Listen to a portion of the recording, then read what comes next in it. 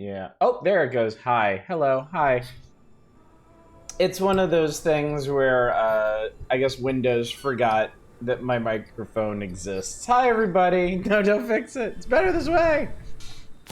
Hi, everybody. Hi, Eva. Hi, Arcane. Hi, everyone. Happy Wednesday. Hope you're doing well. I'm doing good. Now we don't have to deal with this bastard anymore. I have had... Hi, Bird. Hell, I love the honking. I don't remember him honking so much from last night, but every time he flies away, he goes...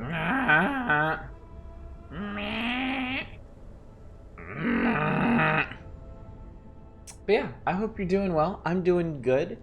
I have had a nice, comfortable, cozy day. Hi, is that? Yeah, I couldn't resist. Sometimes I'm sitting here before the stream and I'm like, what do I call this thing? Like, I want to come up with something fun and goofy and give people a sensible chuckle when they see it. And what always happens is I'll be sitting there. Good evening, Sacrificial Toes. Good to see you. I'll be sitting there and an idea will pop into my head like this one. And I'll be like, ugh, BioShock reference. Oh god, surely I can do better than that. And I'll sit there and I'll think and I'll think and I'll think, and I just keep coming back around to it. I'm like, fine, brain, you can have that title, whatever. Yeah. No, you understand. I really only have like one, maybe two good ideas a day. So it only gets me so far, really. But yeah, I did have a really good day today. Today was lovely. Work was good. I accomplished much. After work, I fixed dinner, took care of stuff in the evening, even had a little time to sneak some Dyson Sphere program. Oh boy, I'm getting places in that. Things are happening. It's exciting. Good evening, Freegalit. Good to see you. Never understood BioShock. Suppose greatness. I played all the games. I felt the infinite plot was Ken Levine huffing his own farts. Oh, Freegalit, you should have been here last night. I think we seriously spent the better part of last night just like ripping Infinite apart.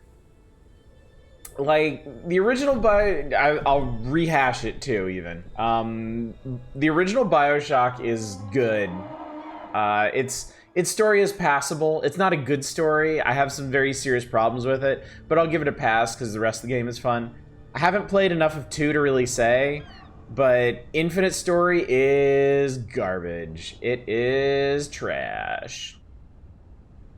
What's up, Ms. Roy? Good to see you. Good evening, Buster V. Oh, yeah, you missed it. I'm sorry you missed it.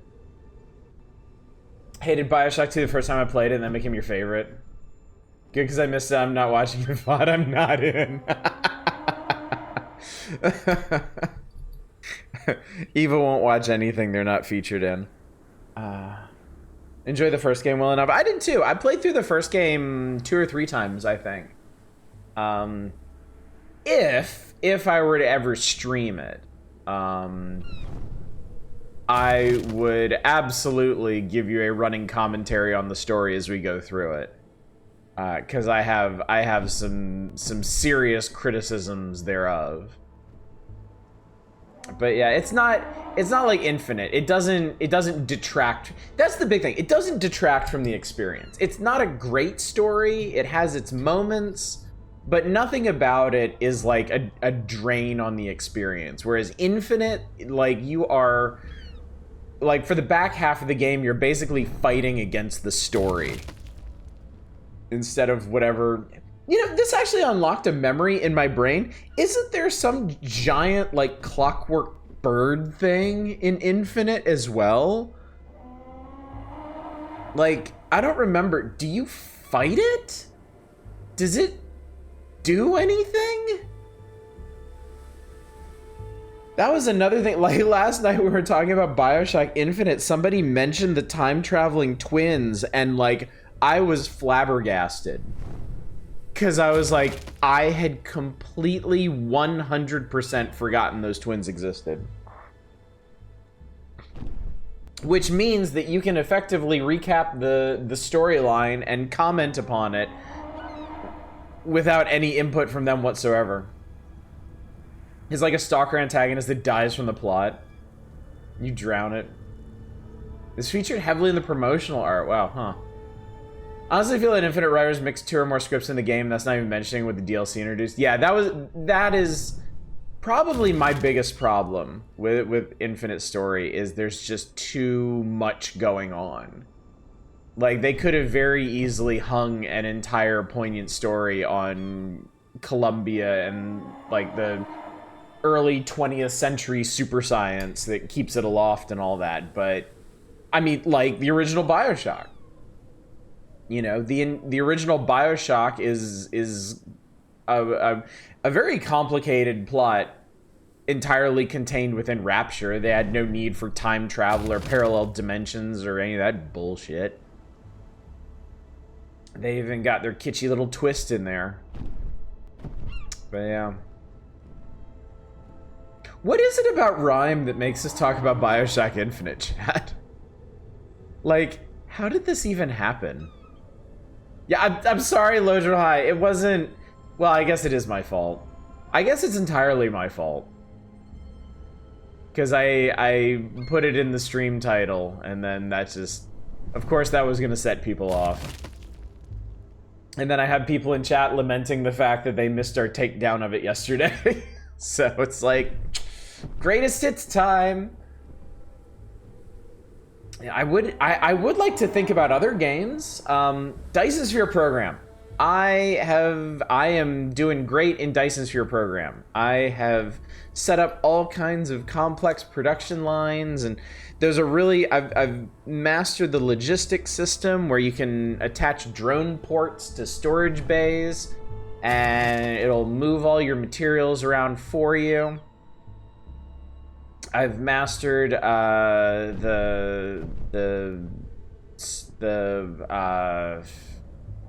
crap, I forgot what they're called. I guess I haven't really mastered them if I don't remember what they're called. But the gunk you spray on things to make them make more stuff. Microfusion. I developed microfusion reactors. Can think about Maze. Why do you keep mentioning Maze? That's an extremely specific game to bring up over and over and over again.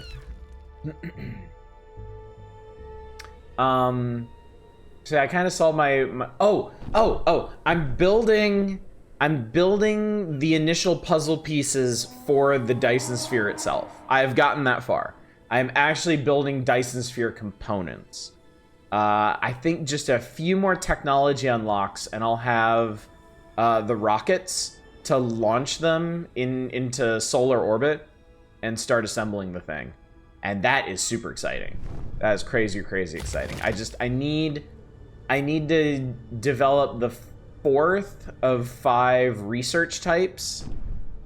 Need to swap out my obsession from time to time. Keep things. Oh, I like that. I appreciate that.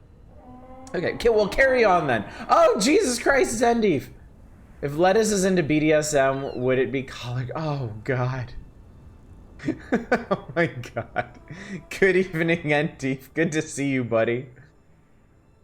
I'm playing Shadow Warrior 2, seeing how they're trying to claw away at that Borderlands money. Yeah. Like I said, I enjoyed not Borderlands, Jesus Christ. That's a whole nother stream topic. I enjoyed Shadow Warrior 2, but I didn't stick with it. It seemed fine to me, but it didn't hook me. I couldn't stay attached to it. 'Cause I mean, after the initial Shadow Warrior reboot, it really wasn't what I was looking for, you know? I felt like the writing dropped off pretty hard. Burb friend is inferior to Fox friend. Burb is not friend. Burb is enemy. We fried Burb ass last night. We cooked him. We turned him to an ash stain on the ground. I always felt Bioshock 2 was proto-infinite with the Eleanor stuff. I would love to play through Bioshock 2. It's been long enough that I think I could probably give it a whirl. I've been playing a decent bit of Wild Bastards. This is in a Fanatical bundle deal. Ooh, I want to get that sometime. I definitely want to pick that up. I must have missed it in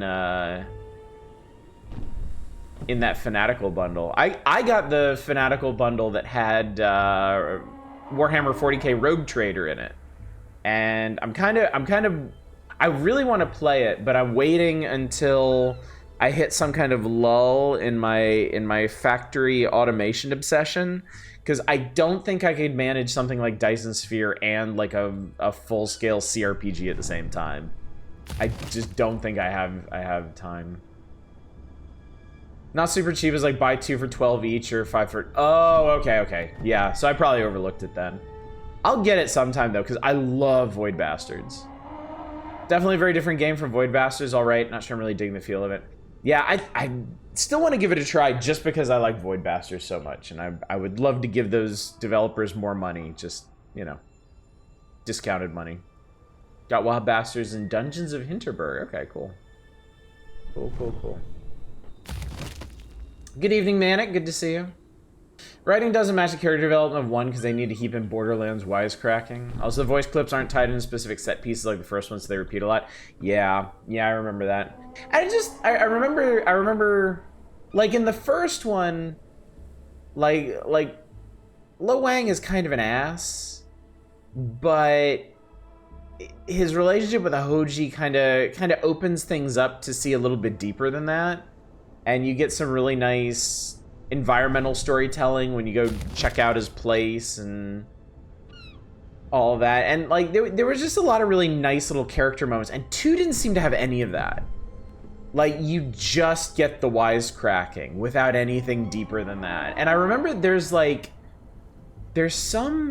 female character who's, oh god, it's been a while since I played it. There's a female character who's important to the plot. Like, she has some spirit in her or something. And everyone's just a dick to her. And like, that just kind of rubbed me the wrong way. I didn't like the dynamic they had going on there. Still going, called Build Your Own Supreme Collection. Let me actually... Sorry, I know we're all greatly enjoying hearing Burb Guy honk at us all night, but I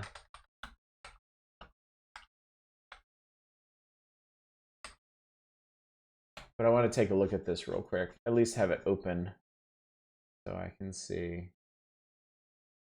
Oh, there's some cool stuff in here.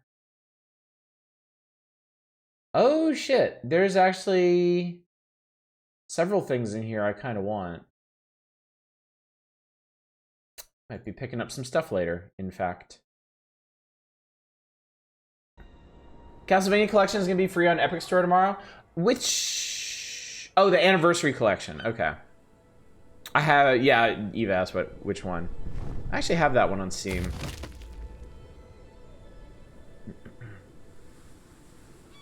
Almost, but not quite enough to make me get Epic. Yeah, I can't bring myself to log into Epic to get all the free games, because I know I wouldn't play them. I wouldn't want to wander in there and play them. The only thing I have on Epic that I ever opened up to play is Darkest Dungeon 2. And at this point, I imagine someday, if I really want to play it that much, I'll probably just pick it back up on Steam. Darkest Dungeon 2 is another one of those games. It doesn't quite seem to capture the magic of the original one.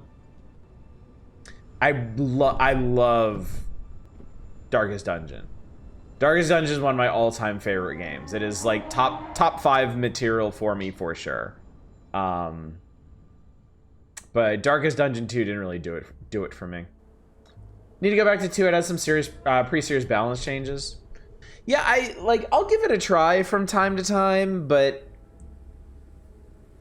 I don't know. I kind of wonder if I stuck with it long enough to really start processing the strategy, if I would enjoy it. But I always just hit this wall where I feel like, I don't know, it's just not as gratifying as the progression in the original one was. What's up, Deep Thought? Just really enjoying Darkest Dungeon 1, never quite finished it. I mean, that's pretty normal. Darkest Dungeon 1 is a really long game. And So here's the thing. Here's an interesting thing about Darkest Dungeon 1 and 2. Is that I think a lot of the developer, Red Hook, I think a lot of their inclinations for Darkest Dungeon 1 weren't necessarily good ideas. And I think for their initial release, I think early access kind of like pushed them more towards like a more generally palatable game. Cause I feel like Darkest Dungeon post-release, it seemed like they had more confidence in their own concepts, and you can kind of see it in the Crimson Court. The Crimson Court is not a great addition to the game. It's a pretty different style of gameplay and combat, and it's just not as good as the base game. And I feel like Darkest Dungeon 2 is kind of a continuation of that, where Darkest Dungeon 2 is them making something more in line with their own personal vision of what they want, and it just doesn't end up being that fun. Like there's some kind of weird stuff in Darkest Dungeon 1, like the I think the design of the final dungeon, the titular Darkest Dungeon itself, is not great. And that's something that they kind of came up with of their own volition. Like I completely understand anybody who plays Darkest Dungeon for like 100 hours and never actually beats a run of it, because it is arduous and not in a particularly fun way. Like, I like it. It appeals to me on a personal level, but the further you get into that game, the more of a struggle it becomes. And again, not in a particularly fun way. And the Darkest Dungeon itself is the culmination of that, and it is rough. And then they made Crimson Court, which is even more of a struggle in really frustrating ways. And I feel like they kind of taken as a whole, between Darkest Dungeon 1, its DLC, and Darkest Dungeon 2, I feel like Red Hook kind of lost their way. Like they were in a good place with the original base game and then kind of wandered far afield from that.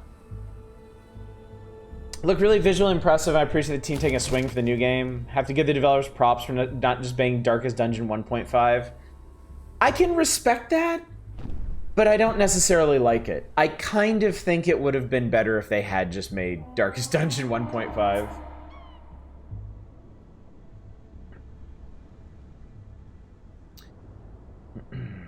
I got to and beat the final boss the first time out of 3 and didn't have the energy to continue. Yeah.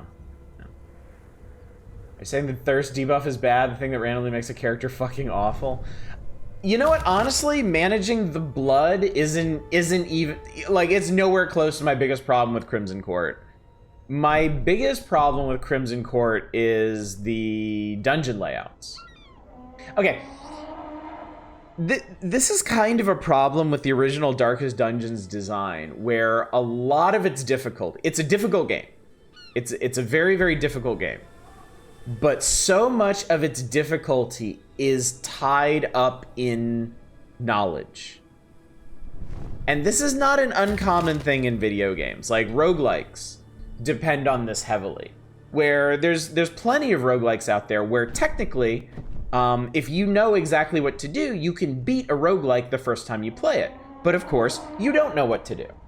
Because the average person is not going to go out and pore over, like, the NetHack Wikipedia before they ever do their very first run, okay? So they don't know about inscribing wands and cockatrice stuff and all of that shit, right? They have to figure that out through trial and error. Darkest Dungeon is set up the same way,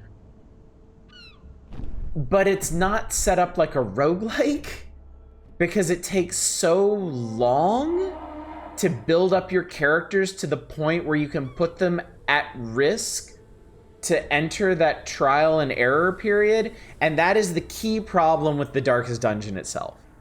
The final Darkest Dungeon is 4 missions, and every single one of them is hilariously lethal if you don't know exactly what your party composition should be and what you need to do. And I will tell you straight up, the first time I got to the Darkest Dungeon, I just looked up. I looked up the maps and I looked up the bosses. Because I did not want to spend dozens more hours building up the same characters to do the same thing. And Crimson Court has that same exact problem to an even greater extreme. Because the maps in it are massive. They are huge. Someone shoot that damn dinosaur bird. I tell you what, I'll just load into the game. Because he's already dead. And we won't have to deal with him anymore. Arduous and not in a fun way definitely hits the field Darkest Dungeon was going for, yeah.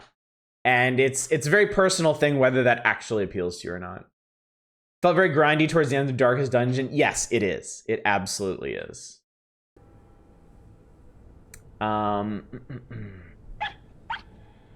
Same, I beat both bosses in the 4 main areas and I kind of felt like, okay, now do it. No, it literally is too. That's another thing. And this didn't bother me so much. Oh God, now the dog is gonna be barking at us the whole time. Come on, man.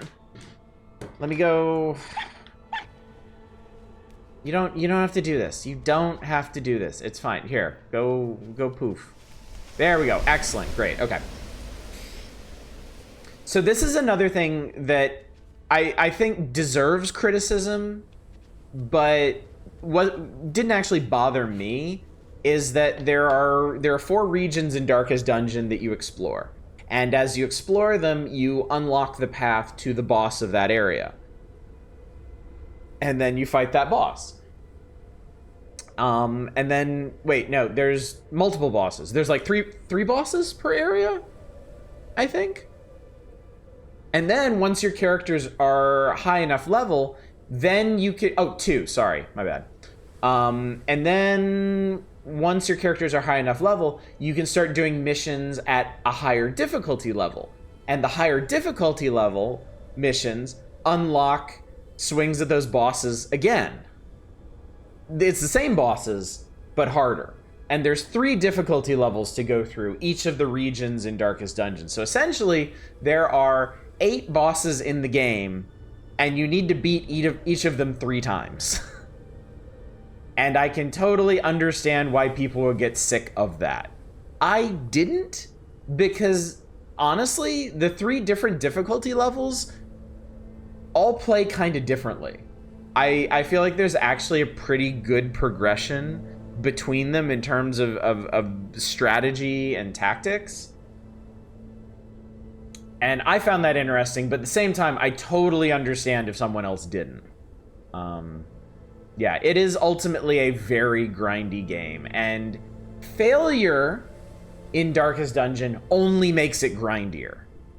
So unless, when things aren't going smoothly, you are punished by having to spend more time doing the same things in it.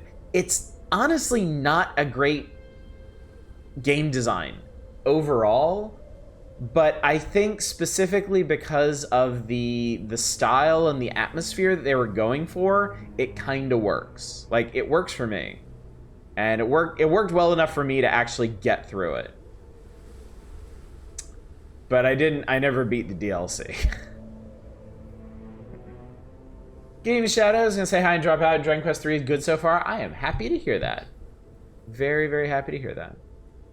Make it impossible or really bad to use the same characters in a second attempt, even if they survive. Yes, so the actual end game of Darkest Dungeon, technically, it doesn't matter what you do in those 4 other regions. I mean, there's lots of game systems going on and like upgrading your shit and all that. But realistically, the only thing you need to beat the game is 16 max level characters.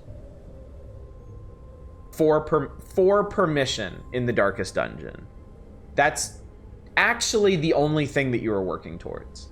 You can skip whatever bosses you want, you can skip whatever upgrades you want, as long as you can get 16 characters to max level and max equipment and with good trinkets and skills and shit, then you're set. You can do it.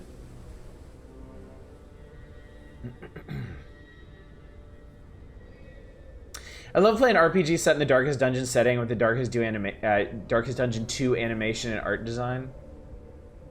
You're not really selling me on pick it up. I'm not trying to. I am not trying to sell Darkest Dungeon to anybody. It is a very specific... It has a very specific appeal. And again, I love it.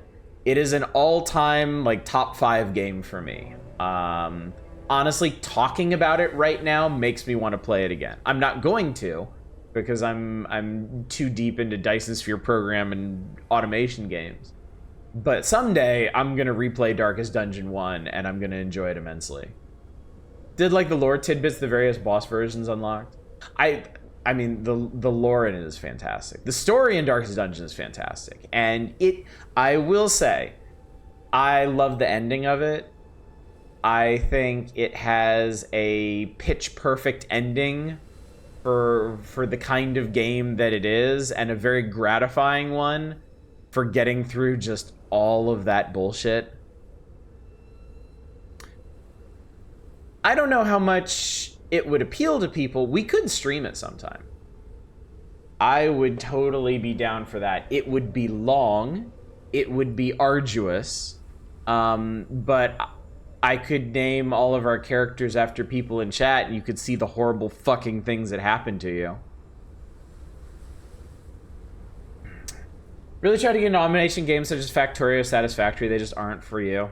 It took me a long time to come around to them, really. I had a bunch of I had a bunch of automation games that I would try playing from time to time, and just... Oh, that was weird. And just they didn't click. And then recently, with Satisfactory's 1.0 release, I got into it and it clicked and it was great. It was amazing. And now the same thing has happened with Dyson Sphere Program. I am loving Dyson Sphere Program. I feel powerful and smart and everything. Now a Factorio gameplay in the Darkest Dungeon universe. I like the part where you find out the ancestor was right all along. You should be more like him.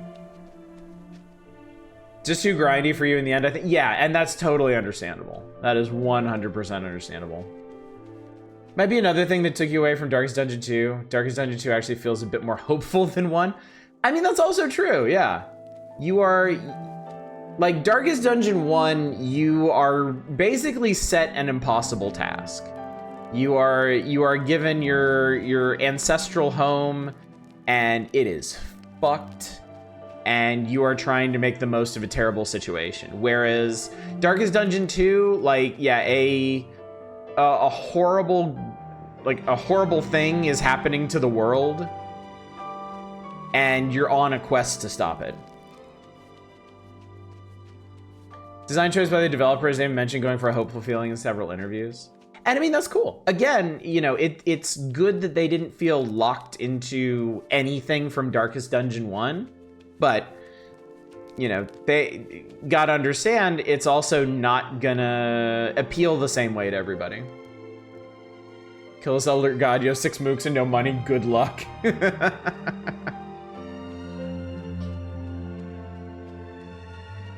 Oh, damn, look at this. It's interesting how the different floors of this tower feel like portals to different worlds. We were just in desert bird hell.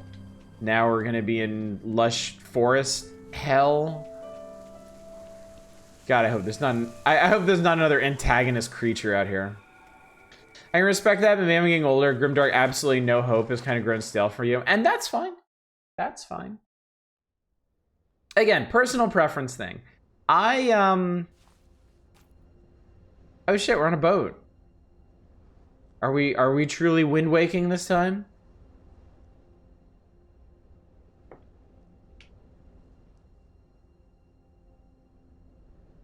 Oh, I can rotate the camera. I'm sorry, what's going on here?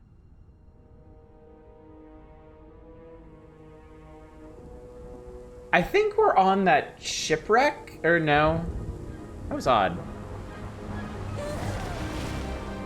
Crimson Cord out of those building blueprints that take forever to build. Yeah, those were absurd. Like, super busted, but, like, take way too long to make. Definitely a little weird to have the disposable mooks be recast into actual characters. Yeah. That was a rough adjustment, certainly. But to go back to the theme of, like, hope and despair, I think it really depends on the kind of person that you are. And, like, I totally get why, especially these days, in modern times with everything going on, people wouldn't want to immerse themselves in a story of doom and gloom. I still find that personally appealing to me.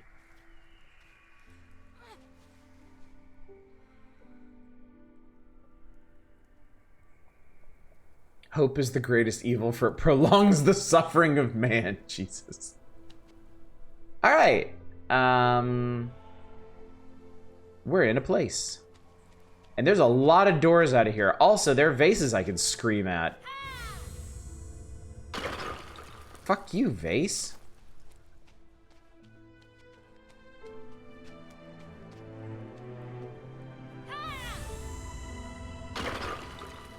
We hate pottery. Yes, we do. My cat does that too. All right. What are all these doors? There's too many doors. Let's try this one. It's dark and spoopy. This kid from Link's School of Pot Smashing, I see.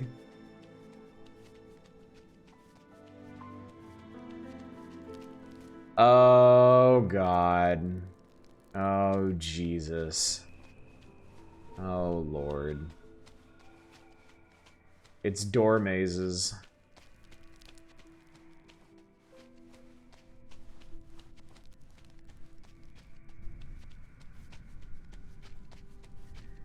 I think I hear something.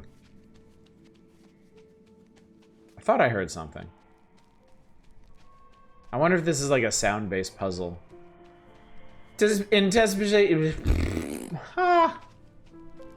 Speeching is fun.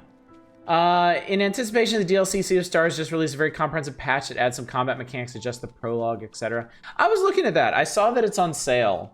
I toyed with the idea of picking it up. But honestly, now I think if I'm gonna pick up anything, it's gonna be that Fanatical bundle for Wild Bastards and some other stuff in there. You understand, pots are for containing things, for hiding them. Pots are for secrets, and that's unacceptable. They must be destroyed. Oh. I have found something. Saying that a pot is a miserable pile of secrets. Okay. So I think this section of the tower is one of these things is not like the other section. I think we're gonna go room to room and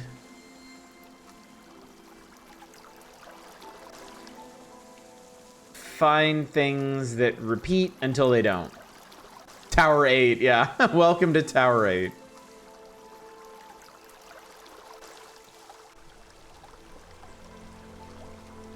Oh, that's cool. The wall is right back there. Pots are for chambers, like that book Harry Potter and the Chamber of Pots. Oh, hey, cool. I found a secret, chat, because I bothered to look behind me.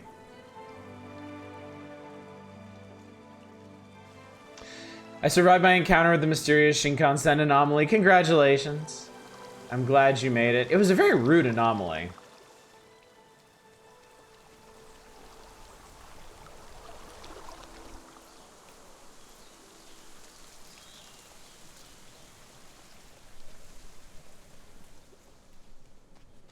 It reminds me that I've had to cope with the fact that there are no trains in Dyson Sphere program. I've had to make do with interplanetary freighters.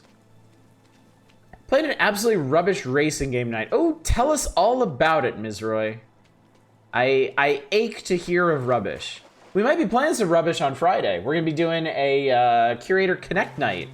I have so many Curator Connect games, and we need to look at them. So we're going to do that. Tomorrow night, of course, is the Power Hours, and also on Saturday. And then next week, we are returning to the world of democratic playthroughs and roguelikes. I'm going to start on Monday with one I just picked up called Dead Estate. And I am going to let y'all decide how long we play each of the roguelikes we try out. And I think I got myself... I want to try jumping in this water. I have this... No, I am supposed to be here. Fascinating.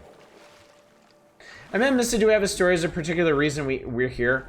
Those keyholes, actually, have been cluing us into bits of the story. It seems like we are the child of some monarch.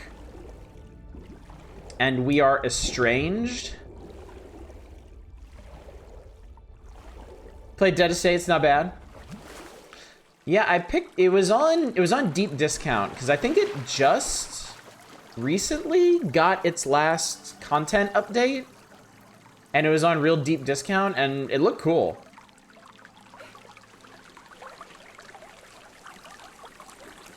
Yeah, that's us. Actually, hang on. We got the extras here. Oh, I have a different outfit. Oh. I have a goofy, watery outfit. Keyholes, yeah. Alright, so yeah. I'm pretty sure the story is we were born to the king and queen, and then the queen died, and then that was sad. That's all we got so far. Within the game itself, we are following around some red hooded person. Mom's hair was impressive.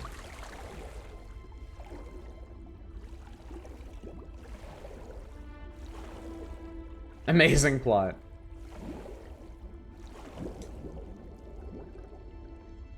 It's subtle. We deal in subtlety here. Subtlety here. May we see the toys? Sure. Let me get somewhere. Oh, I think I may have fucked up. Oh, I don't see any air. Oh god. Oh god, oh god, oh god. I think I'm gonna die. Bubble, bubble, bubble, bubble, bubble. Okay, good. Well played, child. Well played. Cave diving, man. Fuck cave diving.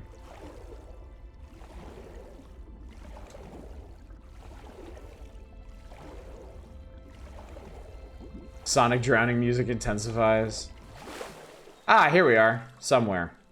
I like the Sexy Brutale. That apply. I like the Sexy Brutale too. That was a really neat game. That was not at all what I was expecting, but it was a real treat. All right, we have a toy fox. We have a toy bird, not the evil, horrible one. And we have a toy pinwheel. We have... No, come on. We have one emblem. We have the fox emblem.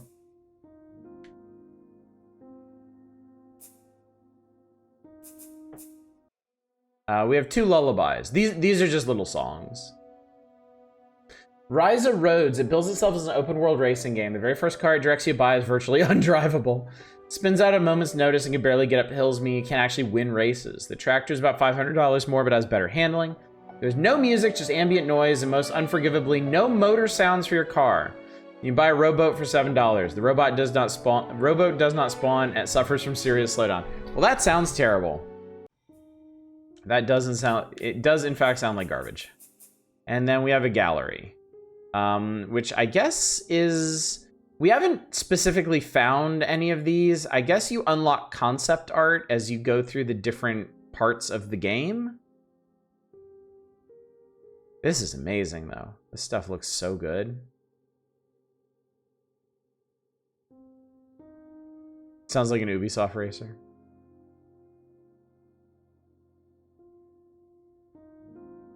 Bird. Fucking bird.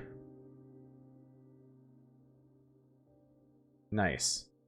Yeah, I guess, yeah, it seems like you unlock art for the areas you complete. You're not really selling me on this one. Oh, I did find another emblem piece. Be interested to see what this one is.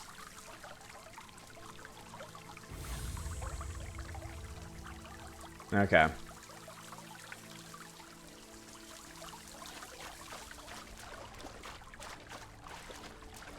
I love the way the kid runs in high water. It's so funny. All right, so based on the collectibles that we're finding, I guess we're approaching the halfway point of the game. Would be my estimation. I suffer through playing these games so no one else has to.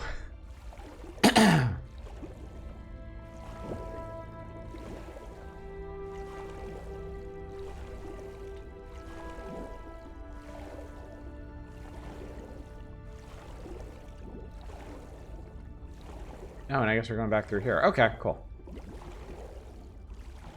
Back to the main area. Boy, thank God there's all those oxygenated coral out here.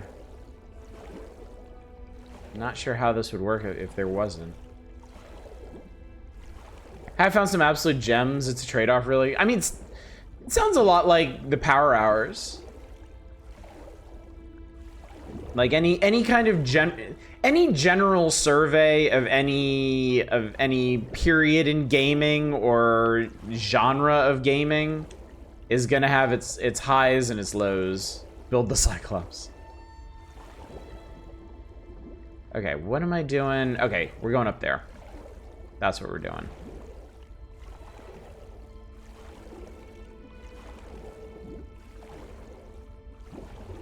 One thing is, I haven't actually drowned in this game yet, so I don't know what... I don't actually know how long the kid can hold his breath for.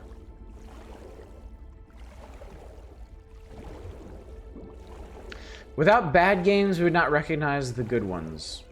I suppose that is true. Alright. I have surfaced in yet another grotto. I like the word grotto, chat. Grotto is a perfectly cromulent word.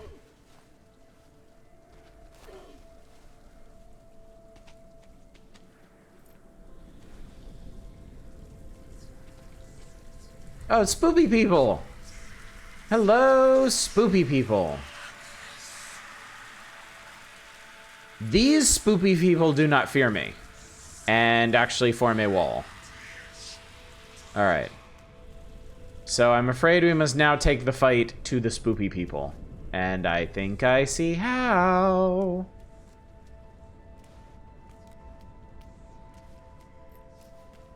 So do you, Hefner. No, grottos used to be a historical craze. All the rich people wanted to have a grotto to show their other rich friends. Yeah, much like Hugh Hefner. Spoopy people, I feel a little bad about this, but can't be spooping on my watch. As if the cave is stuffed with cheese.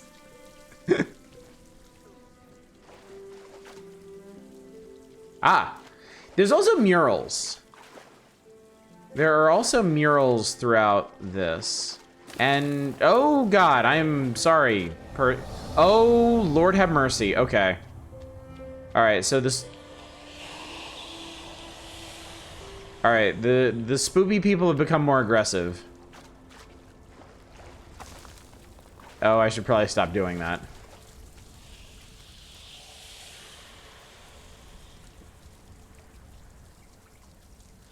So it's basically a mural of what we're witnessing happening here.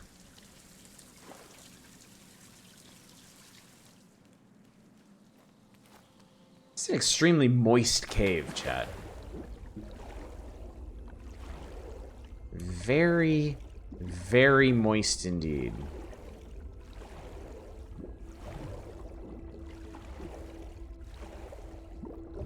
You just kill a bunch of them, you're clearly the baddie. Oh my god, there's a huge tower in here. Neat.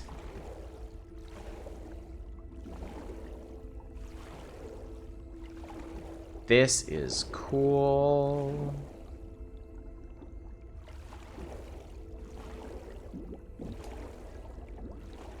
Alright, so what can we do here? Alright, well, I can't see the bottom of it. Well, I can kind of see the bottom of this place.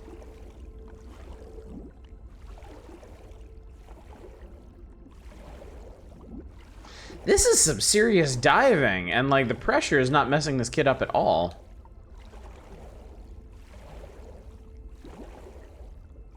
Ah, there's an air pocket in here.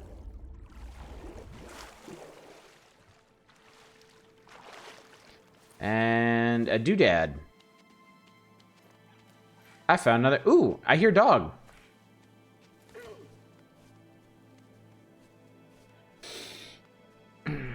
Just do a little shimmy here.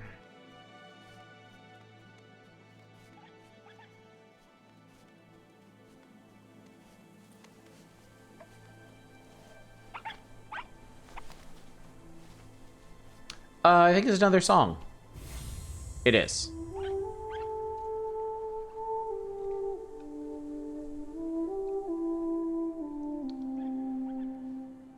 In this game, you must toot it. Let no one prevent your tooting. Okay, dog is up above us, it would seem. Or possibly below us? Dog is in our vicinity.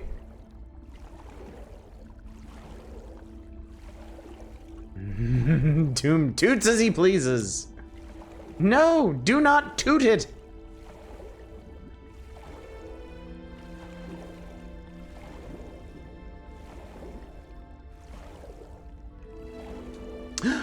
There's a... I found the shark! Look! It's a stone shark. Neato. Okay, chat, I have a question. Understand that this is not... This is unlikely to affect anything. I'm really just asking to get a sense of what people are thinking. But as I mentioned, next week we're gonna launch into roguelikes, starting with Dead Estate. What roguelikes would y'all like to see me stream?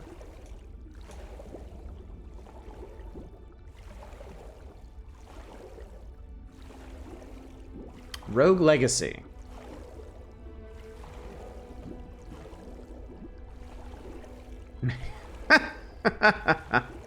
Should have seen that coming. Adam and Tome.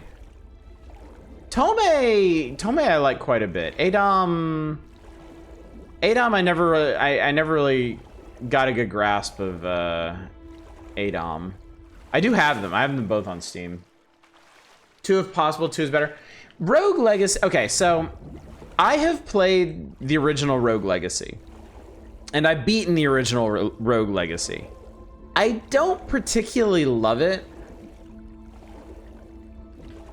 Rogue Legacy always felt like a game that really disliked the player, to me. Like, I always felt like Rogue Legacy hated me the whole time I was playing it. Monster Train. I actually played Monster Train back around when it came out. I had a preview build of it. I don't think I actually have the full game. Quasimorph? I don't actually know Quasimorph. That one Child Asylum Halloween game you played for Spooktober. Child Asylum Halloween game. Oh, the demo?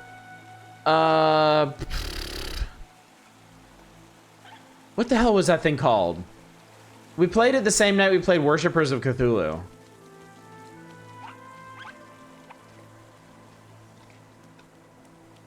Really? I got the exact opposite feeling. It felt more forgiving than most.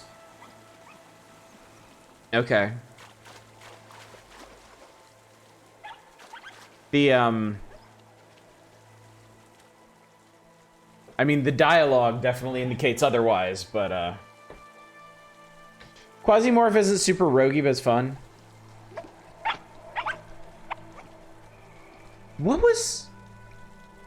What was that game? Withering Halls? Was that what it was called?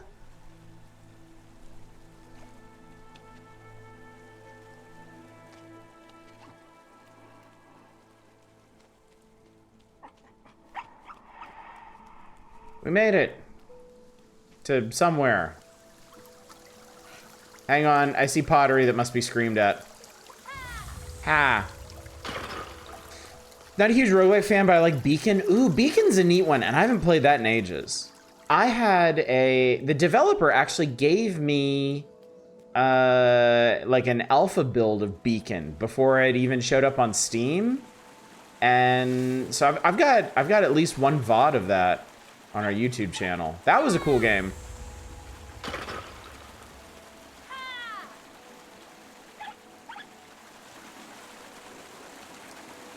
Yeah, that was a roguelike, Manic. It actually was. Rift Wizard. Rift Wizard's a neat game. I'm pretty bad at that one. I am not great at that one. We're finding a lot of keyholes all of a sudden. And there's not that many keyholes in the game. Okay, so apparently after Mom died, we just... Oh, no, there's 8 keyholes, and we found half of them. All right, that tracks with everything else. For some reason, I had in my head that there were only 6. Okay, so after Mom died, we fucked off. And I'm sure Dad didn't take that very well.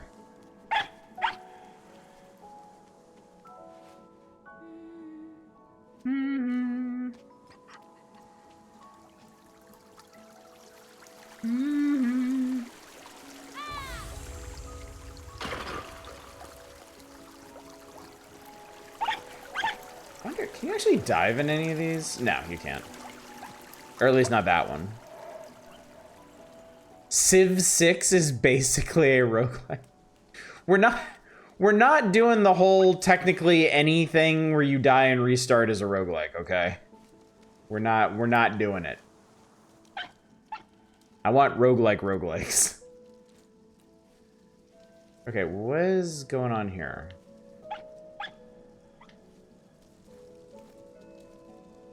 Oh. Controls just got weird for a second.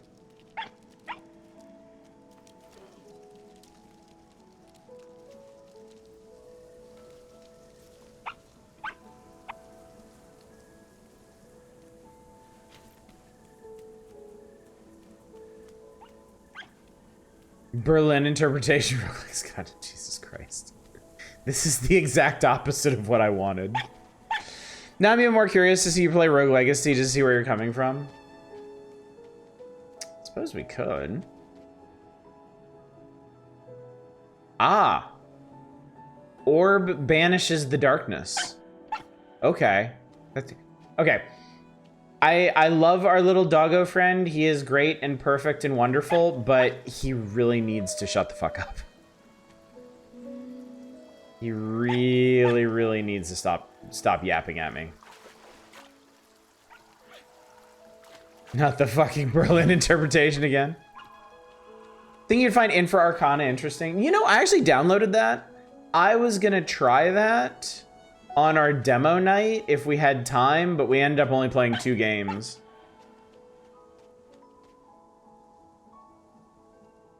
Those things are weird. Bargain was why I hated the previous title screen version.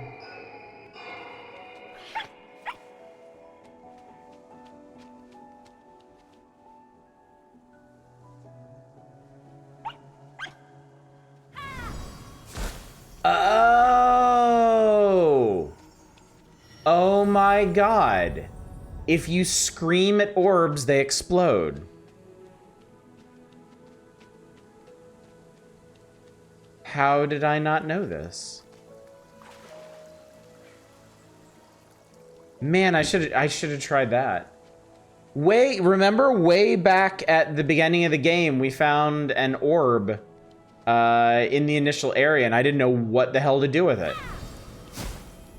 And now I know I was probably supposed to take it somewhere and scream at it to open up a secret thingy thing. Stop barking, please. I beg of you. Still enjoy roguelikes and lights, but never care. Never like card-based games. Oh, I do. I do quite a bit. I put a lot of time into Slay the Spire. I've beaten Slay the Spire 3 times on stream, which is a rare thing for any game on this channel. Most of the time, I don't beat things once.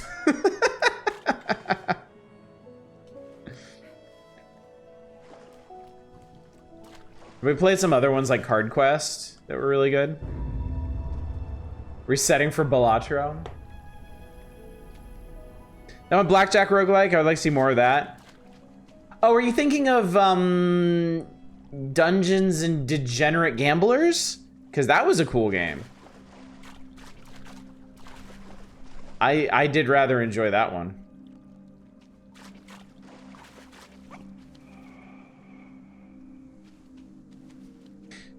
I'm still on the Watcher path for Slay the Spire.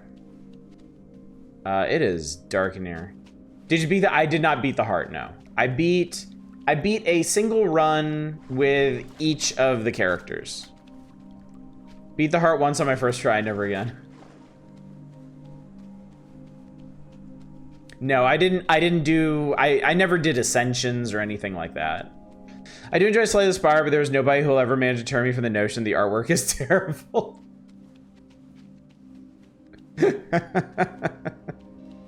That reminds me, isn't there an optional mode to turn on like dev art for the cards and make it genuinely terrible?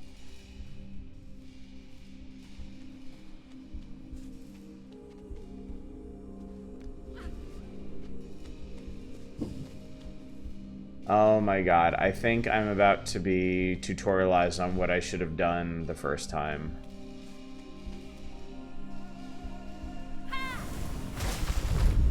Aw, damn it! Damn it! Okay, I know exactly what I was supposed to do with this stupid orb in the first part of the game. Fuck!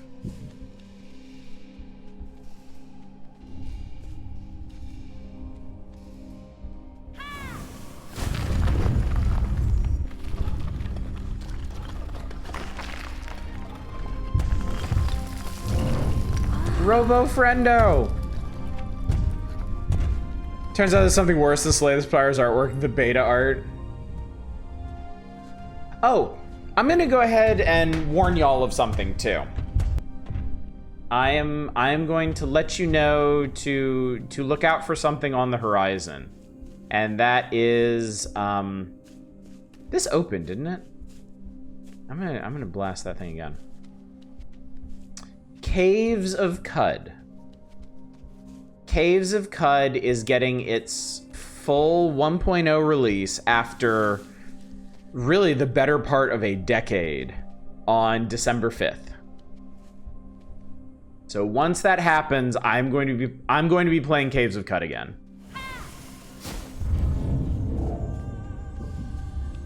Okay, I guess not. Thought I saw something, but I was incorrect. Cudathon. No, yeah. December is going to be Cud month around here.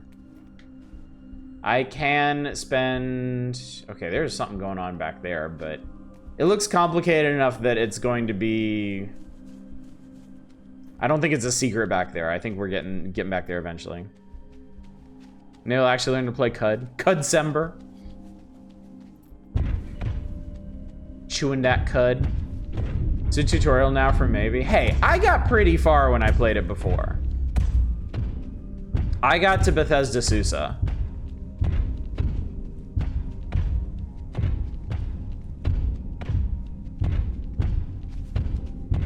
Have you ever looked at the Void Rains Upon Her Heart kind of a bullet hell rush boss rush roguelike? I have Void Rains Upon Her Heart. I got it from the developer, who is a super cool person. I've been following its continued development. I spent at least one entire night streaming it, and I will stream it again sometime. But Void Rains Upon Her Heart is fantastic. It is a brilliant game.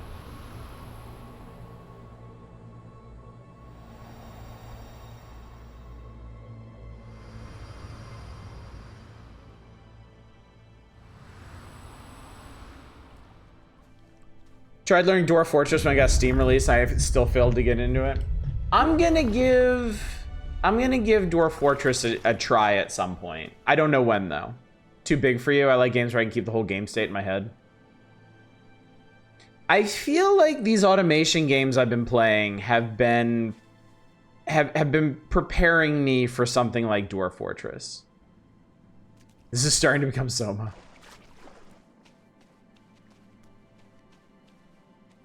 They are alive-ish. And I'm oddish.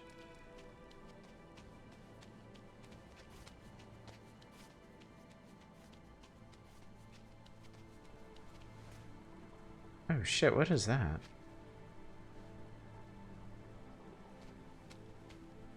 You're just kind of ish. The Factorio expansion basically added Z levels. The Factorio expansion looks insane.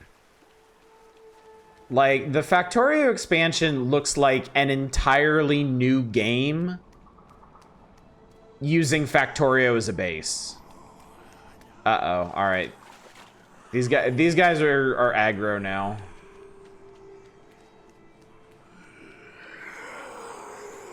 We better just hustle on through. Unfortunately, we know who you are.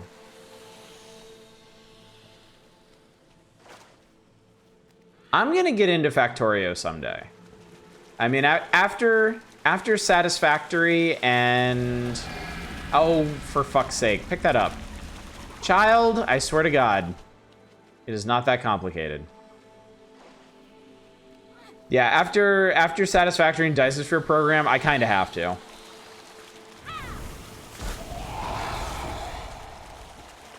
See?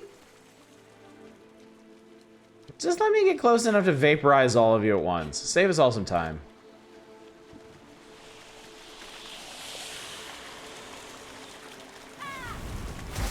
There we go.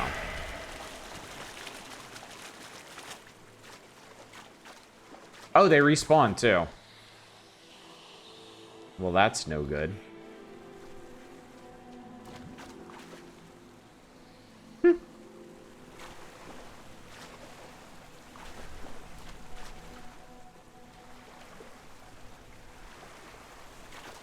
There is a dude over there, but I don't think I can... Oh, wait. Perfect.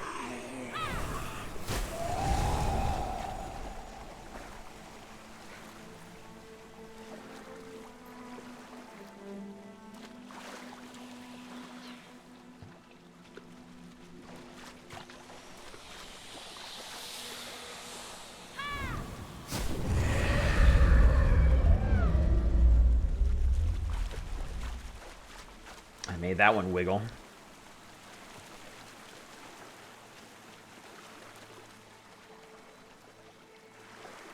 This area is a nice change of pace from everything else we've been doing so far. It's nice and moody.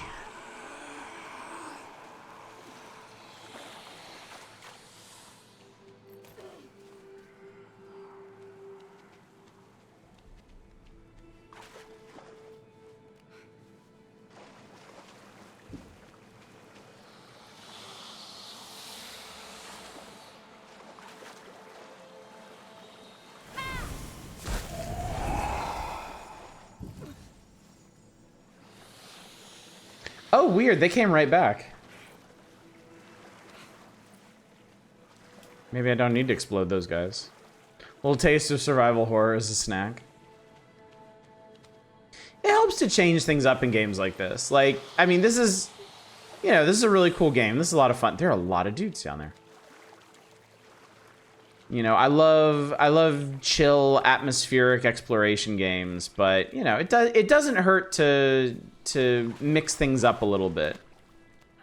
Keep it interesting.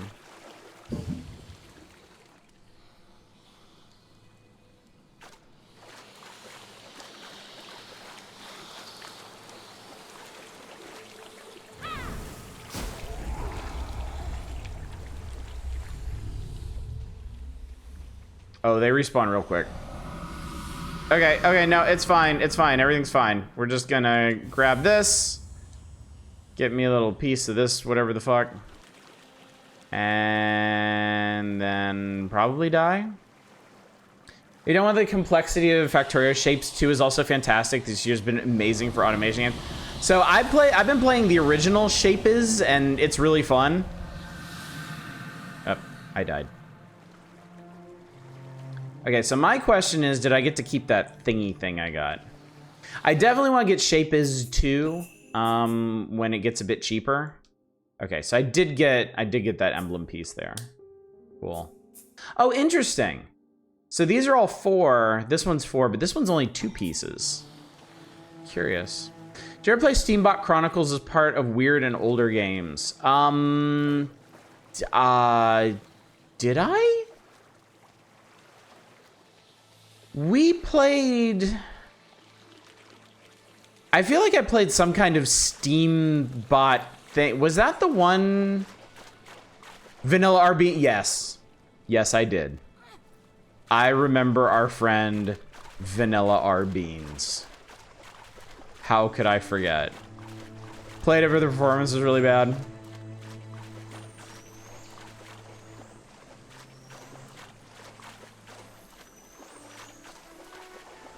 Fucking Vanilla R Beans.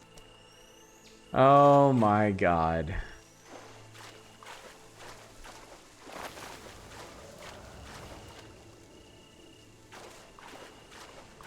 Steambot Chronicles 2005, is that really older? That is nearly 20 years ago.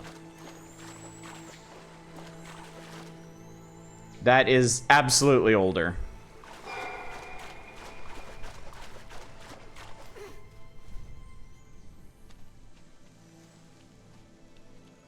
Like, I hate to tell you this, but like, the PS3 is retro now.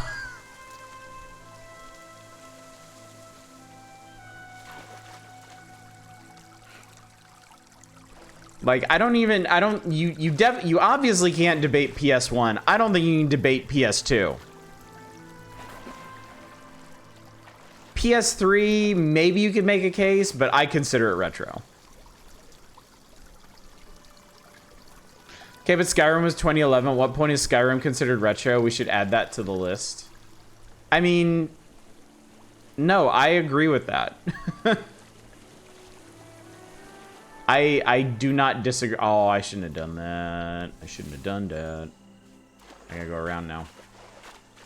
Not retro, just old. Those are 2 different things. What is the distinction for you, Justin Brett? Because I straight up use those terms interchangeably.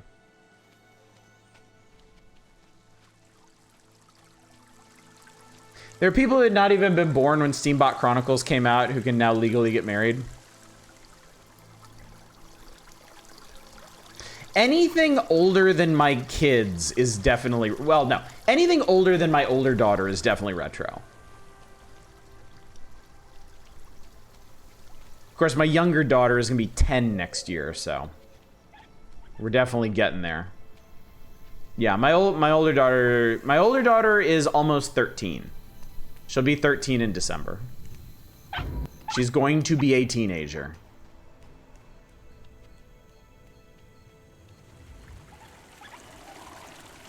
Pretty sure that there are fridges that you can play Skyrim on.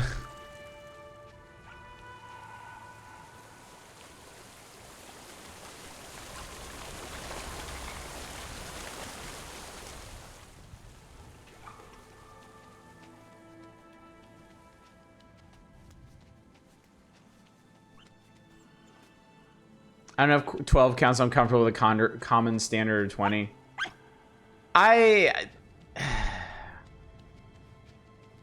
Okay, I will say this. I think one thing that has kind of muddied the waters here is that a lot of games in the last 15 years or so keep getting remastered and re-released and brought back over and over and over again, so they don't actually seem as old as they are.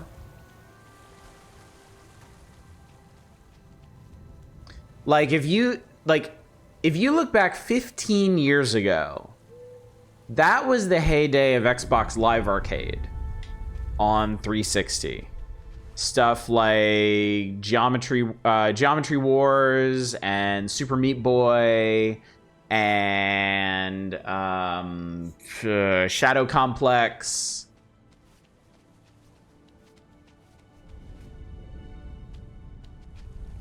And I would consider those games old. I would consider those games retro, but they do keep getting like re-releases and revivals and stuff.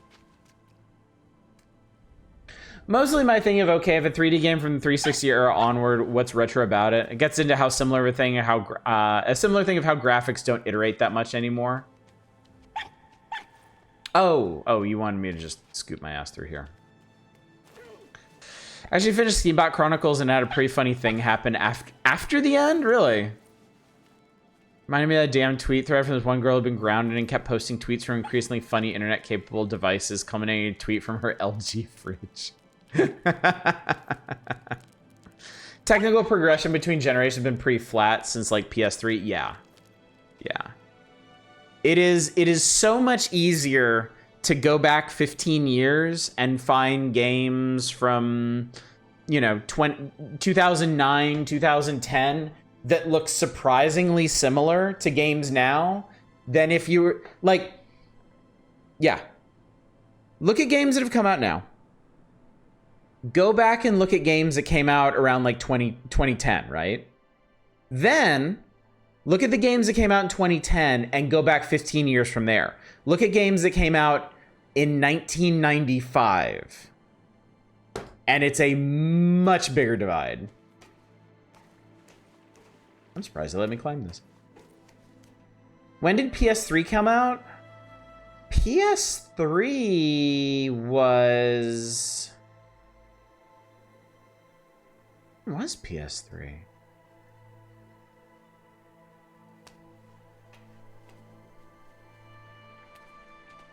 When did the PS3 come out? Somebody look that up.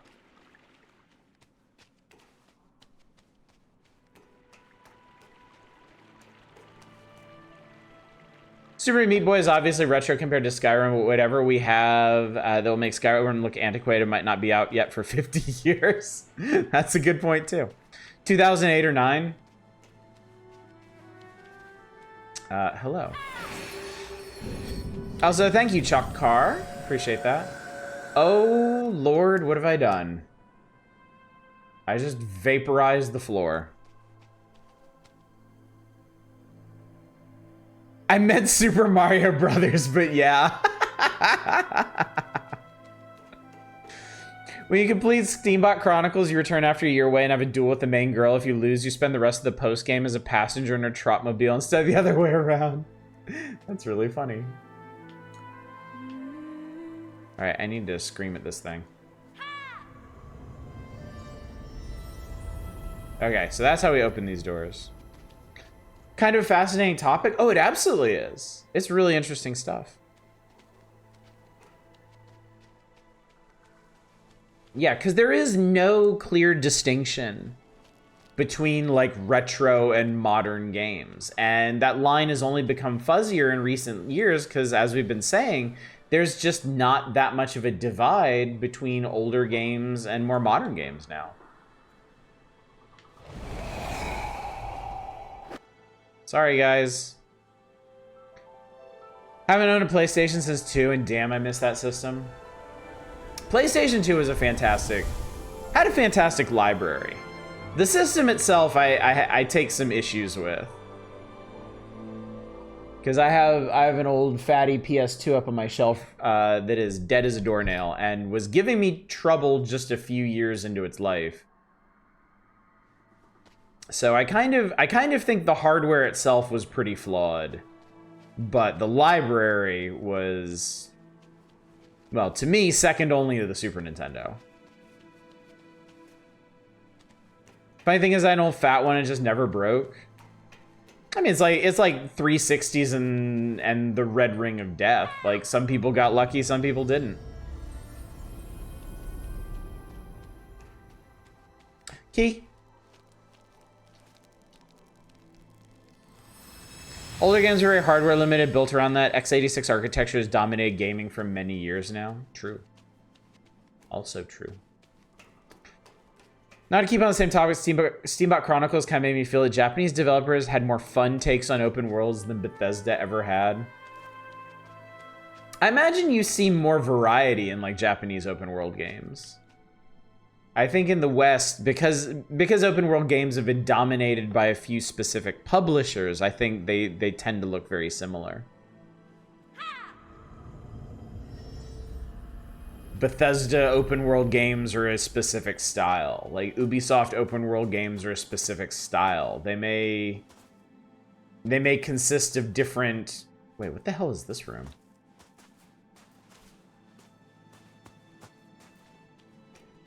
Weird, okay.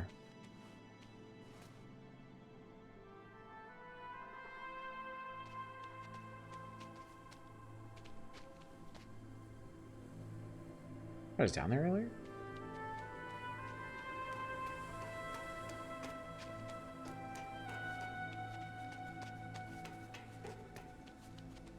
If I scream at you again, does that talk? Oh my god, I am an idiot. I didn't disintegrate the floor. I was never up there. That's basically a magical elevator. I do not miss the Assassin's Creed prototype style of open world. What a shitty era. I liked some of those games. I don't decry their existence. But I also haven't really felt the need to revisit them in a long time. Like, we were talking last night. I have a ton of Assassin's Creed games. I have, like, the first half dozen Assassin's Creed games, and I haven't really felt any particular need to play them. Maybe I will someday, but then again, maybe I won't. Some of those games were fun despite the container they were crammed into. Okay. Infamous 2 is pretty good, as I recall. I don't play open worlds very much. I always wanted to play the prototype games. Infamous... I have a thing about morality systems in games. I tend to be very critical of morality systems, because I think they're usually done really poorly. And if we ever do stream the first BioShock, I will never shut up about its shitty morality system. Ever. So I think because of that, I was never really interested in Infamous, but I was interested in Prototype. Because as near as I could tell, there isn't really a morality system in Prototype. You're just an asshole. And you get to decide how big of an asshole you want to be. And that appeals to me. Rescue the orphans or drink. Oh god, don't get me started. Toast, please. Have mercy on chat. I will seriously never shut up about this if I get started. What is this? Oh, it's gooey. Why is it gooey?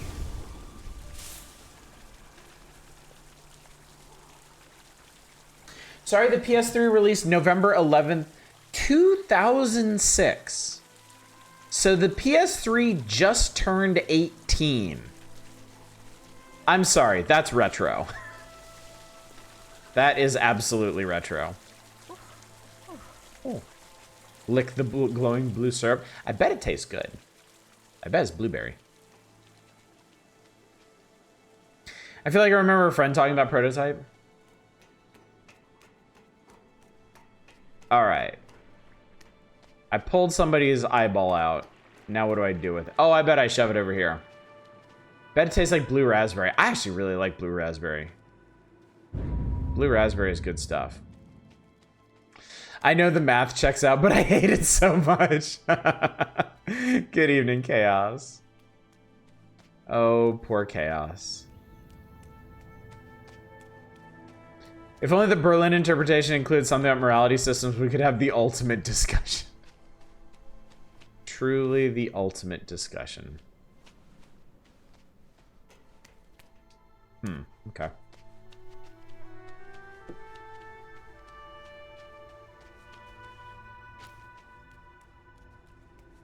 I might know what we're doing here. 2006, that's when my classmates told me they were born. Yeah, you stay there. They voted this year. Crunch. Sorry, statue guy. Assassin's Creed lost me around the Viking game. I mean, when they managed to make a fighting game full for a Scandinavian, then you done fucked up.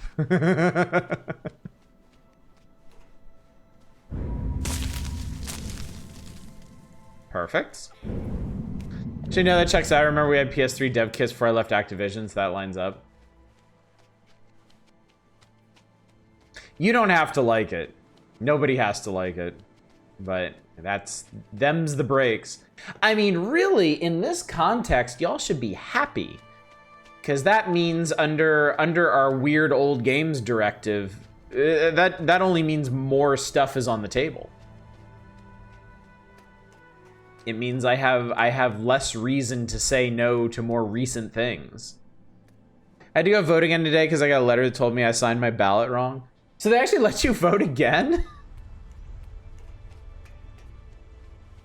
That's kind of crazy.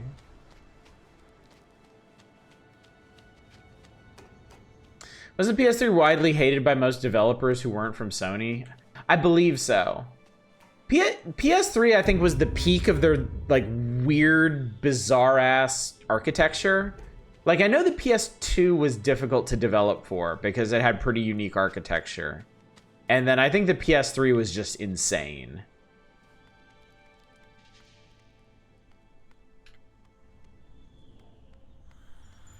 Like, the PS3 had something like 5 different cores, and they were all extremely specific in what they did.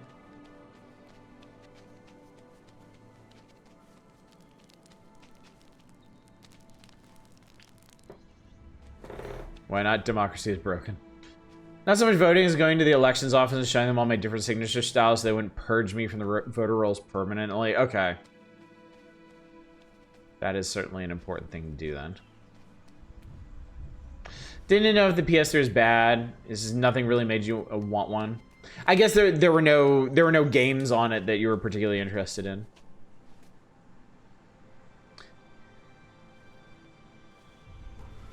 We'll expect you to turn this election result around. Okay, so I got this. This thing seems cool. But like, what do you want me to do with it? Wait, can I yell at it?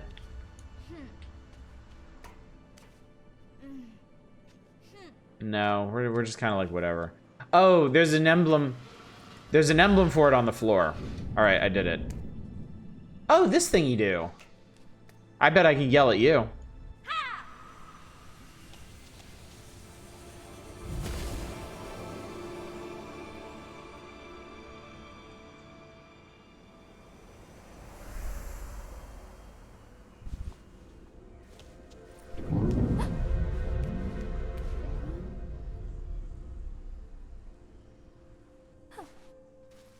We seem to have revived a friend. The PS3 was also released during the era of brown and even browner art styles, which didn't exactly set you on fire. That is true too, yeah. The peak of the brown shooter era. Alright, we got a dude guy. So what do you do, friend? Who are you? Where am I? What is my purpose in life?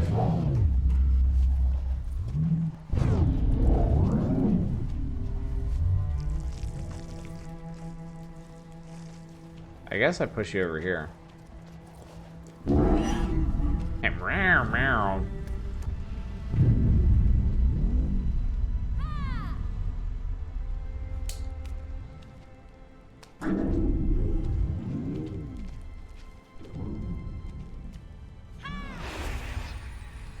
Wait, no, don't cutscene that. No! Whee! He is out of here. PS1 was $299 at release in 1994, which would be $649 today. You fucked kid.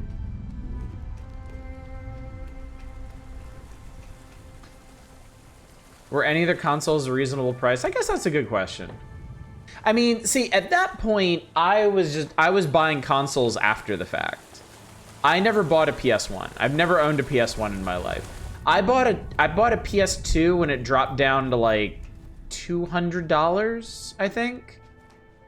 Which was 2 or 3 years after its release. I bought my Dreamcast for $99 after it was announced it would be discontinued.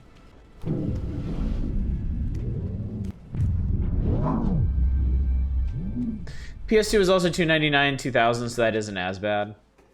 I think that genuinely may have made the PS2 more accessible.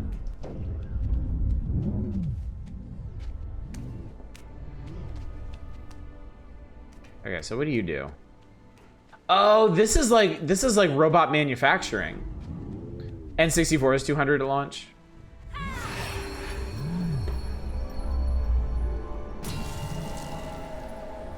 So we actually seem to be in the mystical robot. Oh god.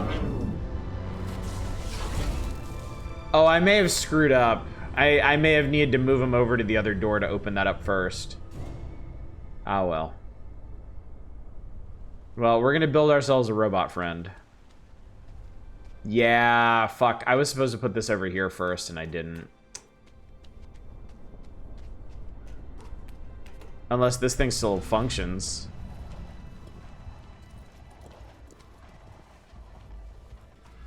Oh, it does! Oh, how nice. Oh, how wonderful. Well, that actually probably... Oh. Oh, this is another one of those elevator doors. Oh, that took me up here. Oh, okay, never mind. That was part of the puzzle. Boo! I want a secret. Boo, I say.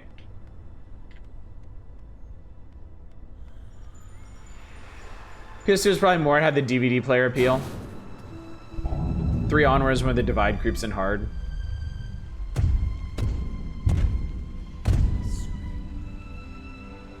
It's all wibbly wobbly. Alright, cool, we did it.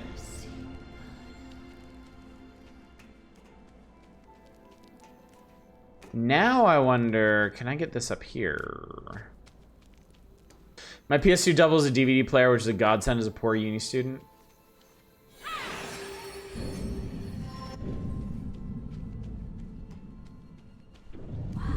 Wow. Don't fall, buddy.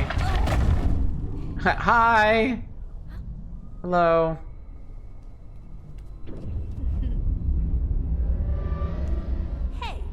Hey, listen.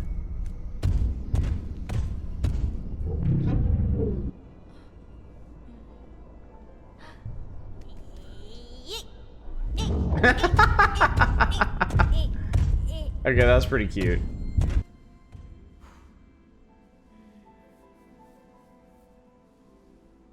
I think it's orb time.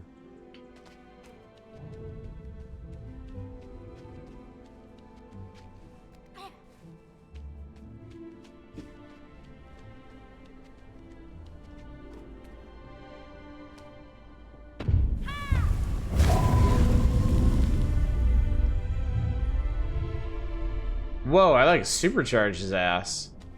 That was pretty cool. I want to see something. Okay, no, that's not gonna work. What would you do if a tiny little creature brought you back to life and gave you limbs? Okay, so he can actually activate these. I think that might be the puzzle here. I think I'm gonna... Okay, I can do something with this to get him to move around.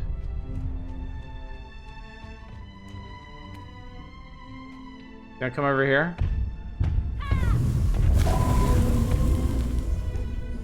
Oh, I don't even need to explode it. He will just follow me with that ball. Okay.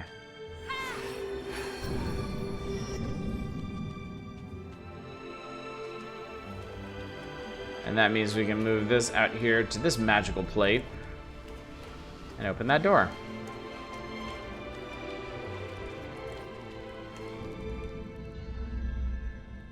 Noom.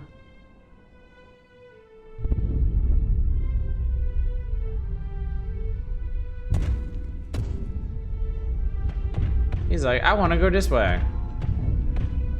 Maybe you'll get more limbs too. Hey, we're not playing Caves of Cud yet, okay? We'll get there.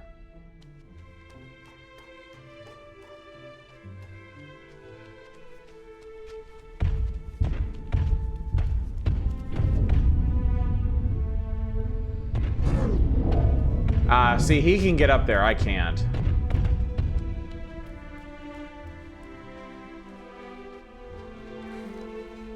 Well, I can get up this way. Was there anything else? No, that's closed off. Where are we going, friend to friend? Can you open that? Oh, I guess he needs me to open that. Well, luckily for you, I am very resourceful.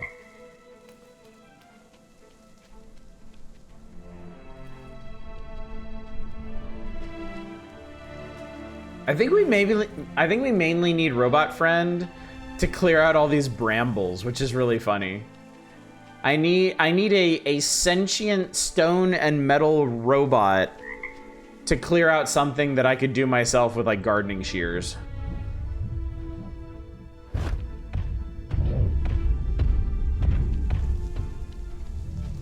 But while they have invented mystical autonomous stone robots in this game, they apparently haven't mastered gardening shear technology.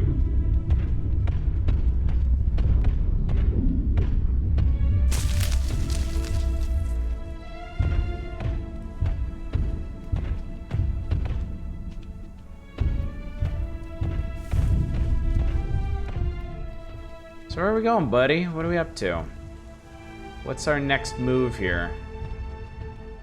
Built a golem and immediately decided to have it do the yard work. I mean, if I can be honest for a second here, if I had a golem, I'm pretty sure I would do the same. All right, he going that way. What am I doing? There are I saw some stairs over here, but I guess they don't actually go anywhere. Yeah, that's blocked off. The other side does not appear to be blocked off, though. Now we are true parents. Oh, this actually goes somewhere.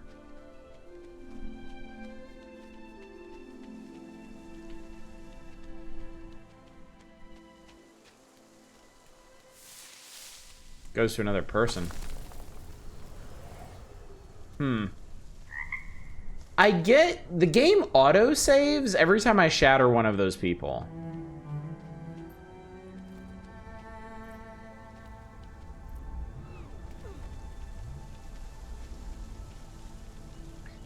There might be a reason for it. All right, anyway, let's get on with it. Shaboom. Bad ending locked in.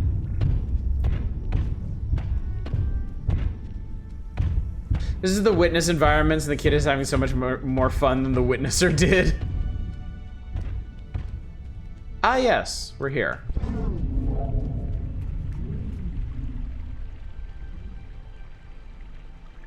What you thinking there, Chief? What am I thinking here?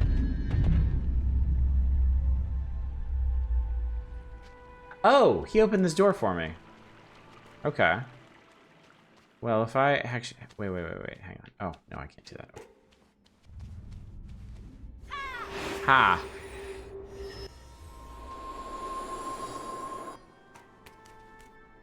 And that got me up here.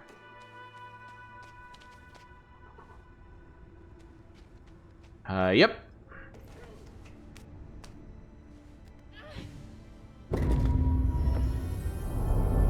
Whee! Ion Leg is going to start crapping on about boats in perspective soon. Uh-oh, can't be having that.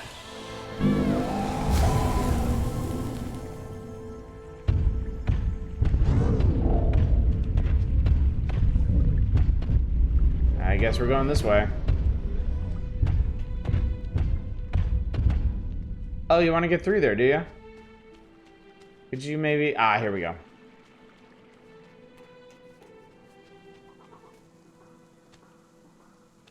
There's a lot of things in this game that I'm like, ooh, is that a secret? Is that an alternate path? Is that somewhere else to go? But it's actually just a thing I haven't done yet.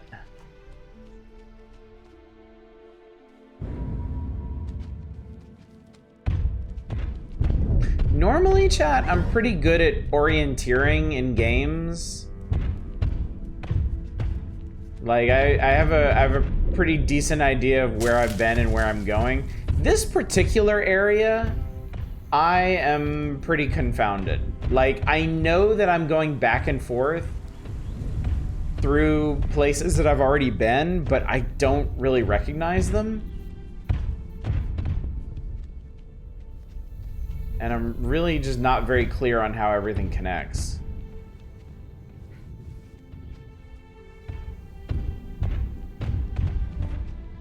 Okay, I think I actually see something. I see something interesting over there. Yeah, okay, we gotta jump down from here. And yeah, this is the thing that I have to do. Damn it! I was hoping that I was really clever and I saw like some secret, but no, this is just what I have to do. Can't find landmarks and all this beigey mush. Robobot, I need a landmark. Destroy that pillar over there. Yep. Engage death laser. Oh, okay, I know where we are now. We're on the other side of... Yeah, I jumped down there earlier and climbed up there to open the door for him, I think. Are we going this way now?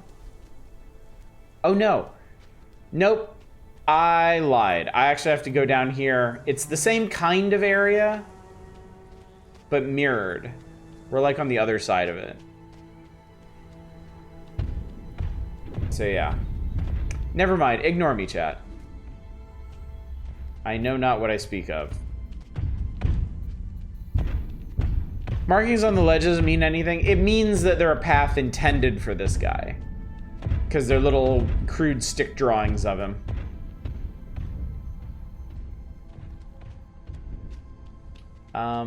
There are stairs here. And they are stairs that don't really go anywhere. They are stairs that don't really go anywhere. Okay. May I show you the most intimidating pelican I have ever seen? If I can get my cursor out of the screen, yes. Ha! I see what you mean, friend. I see what you mean.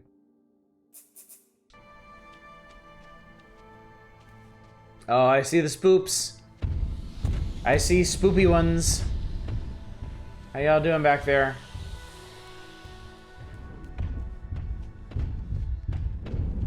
All right, we have arrived at, oh, we're back at this room. Okay, cool. I've triggered something. Oh. Okay. Why would they make that? I've never seen a pelican so terrifying. All right, so now we're in the lower courtyard below that big path at... Doggo, you're back.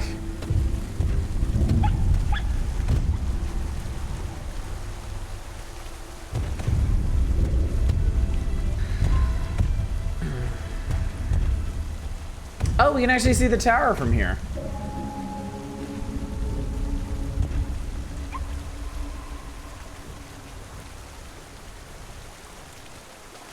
Oh, okay.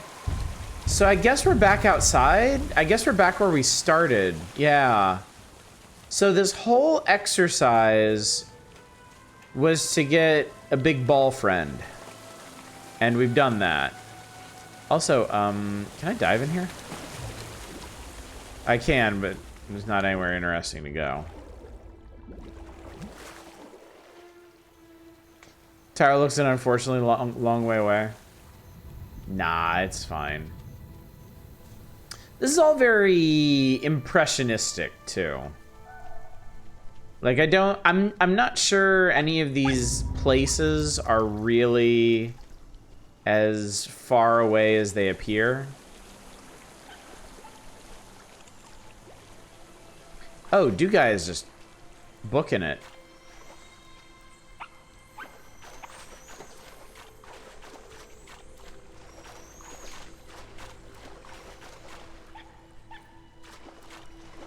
Do the first orb, you're kicking yourself over now that if you're... No. That is... Okay, so we have actually climbed the tower. We're actually several levels up in the tower now. And there is, as far as I know, no simple way to get back to that first area. The exterior areas of the tower do not connect. This does not connect to the desert area with the death bird, and it doesn't connect to the initial island area. Which is one reason why I say this is all kind of impressionistic.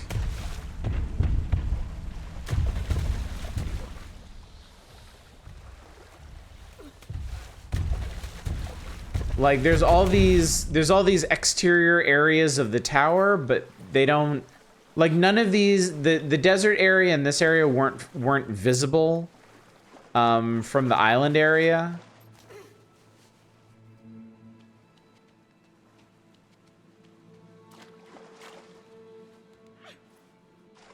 Now what I can do, whenever it is that I finish this game, I can start a new playthrough, and in that first area, just kind of beeline towards the orb and the robot and see what it does. There is no tower. There is always a tower. Hey, fellas. Bye, fellas. Okay, so apparently the light resonance from the robots actually like kills those things for good. It would seem.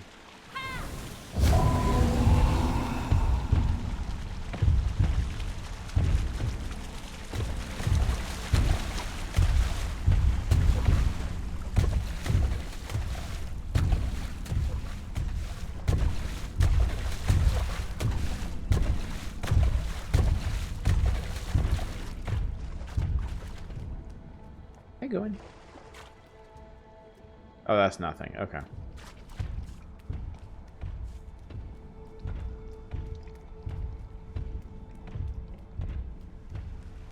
Well, it seems like he knows where he's going.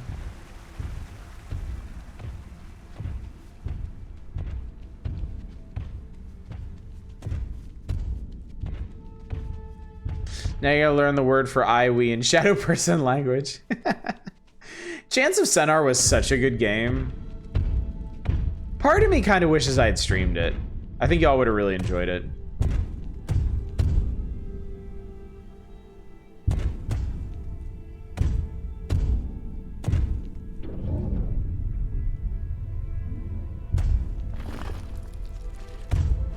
They're all dead, buddy. You're the last of your kind. I know. I know.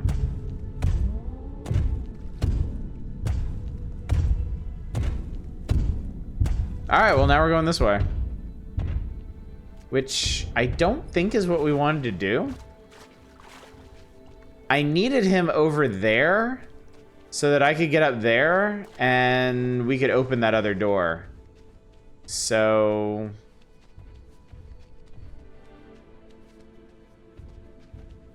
I guess now we have to manage his depression.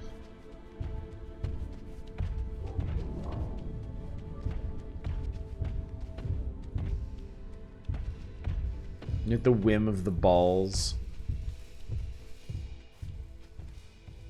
I don't know if we're gonna need this, but I feel like we might. Oh, hello.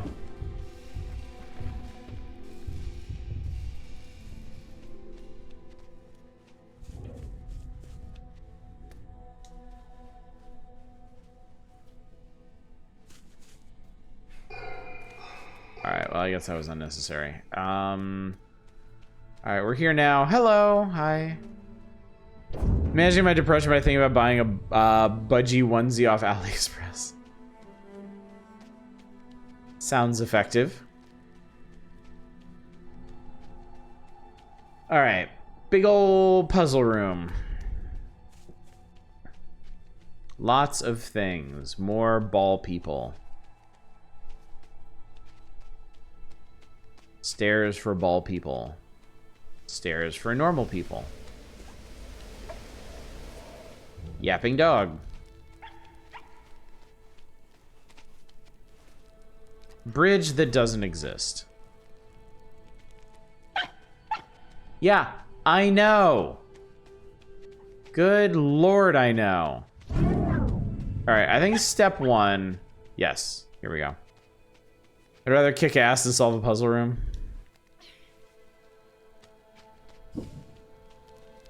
All right, I need you to kind of...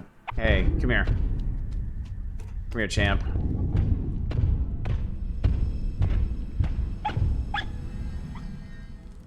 That's what we need.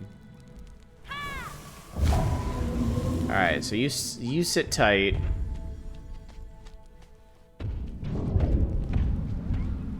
Good thing I got up there while I could. All right.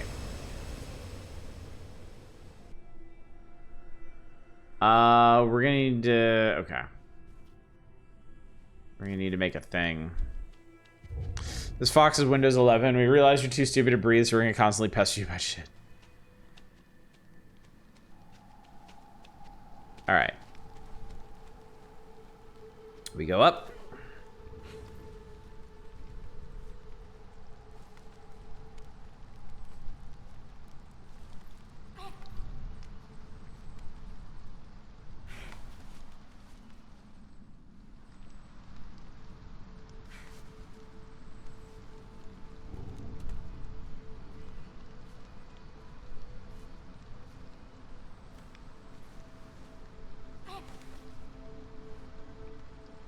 RiME, or how our sound designer learned to annoy the shit out of you.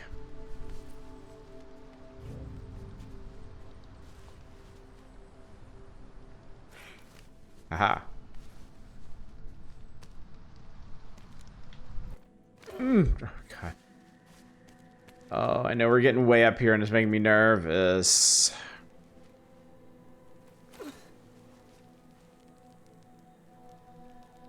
Make that? Yeah, you can. Whew, all right. That was a climb. Worst part is they're playing the odds you're too stupid to breathe. It's pretty decent bet. Block.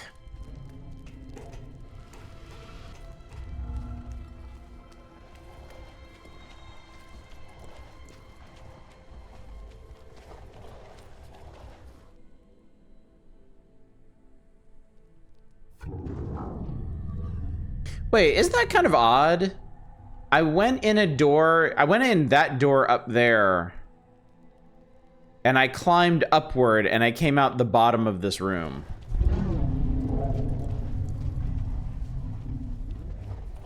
Very odd indeed.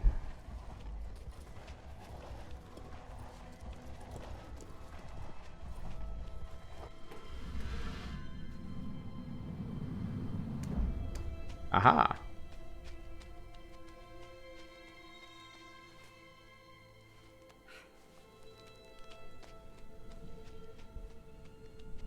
When you have magic balls, reality is a suggestion.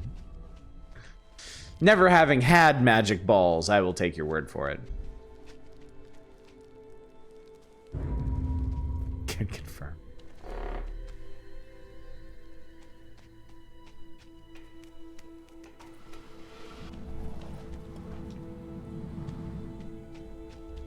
All right, and then I need to get over there.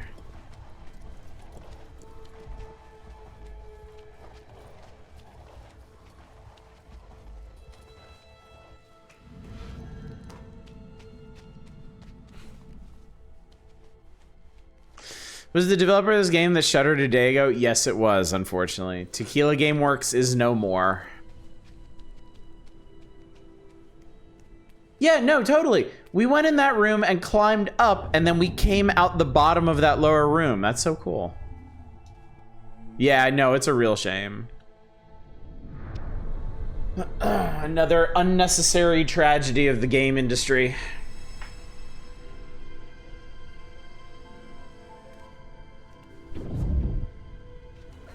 All right, I have made a thing. I think I'm gonna go scream at it now.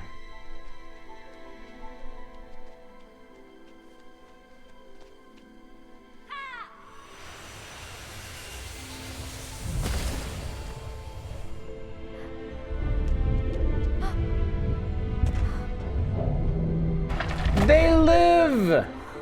Everybody lives!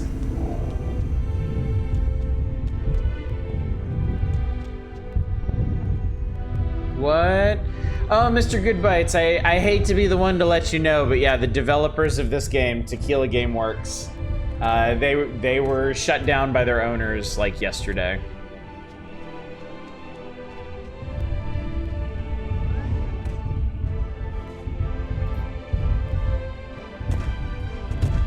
Finally took a step in accepting loss today. Uninstalled Fractured Veil. Yeah, I know. I know that was a tough one for you, but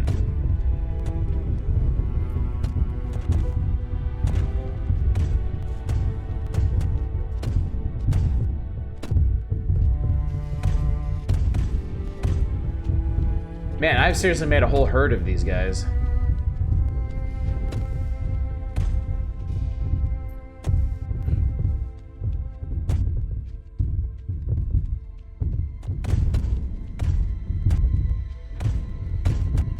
Daughter recently got hooked onto the Hello Neighbor games. I've come to the conclusion that I loathe them all.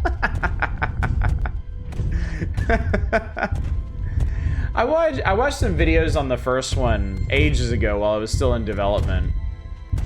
And yeah, right away I could tell they weren't for me.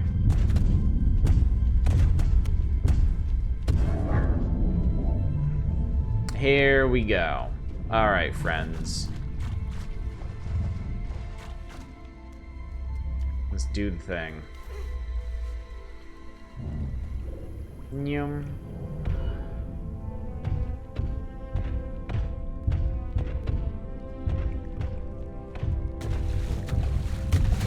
Y'all go ahead. I'll bring up the rear.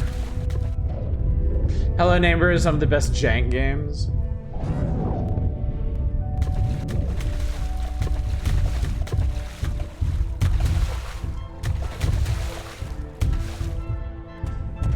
Oh, that one's kind of limping. Where's our baby ball? He's leading the pack. He is the newest and spryest of them all. Goodbye! Farewell! It was nice knowing you while we had this.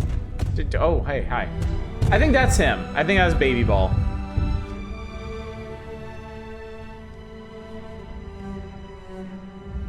Be strong, Baby Ball, or not.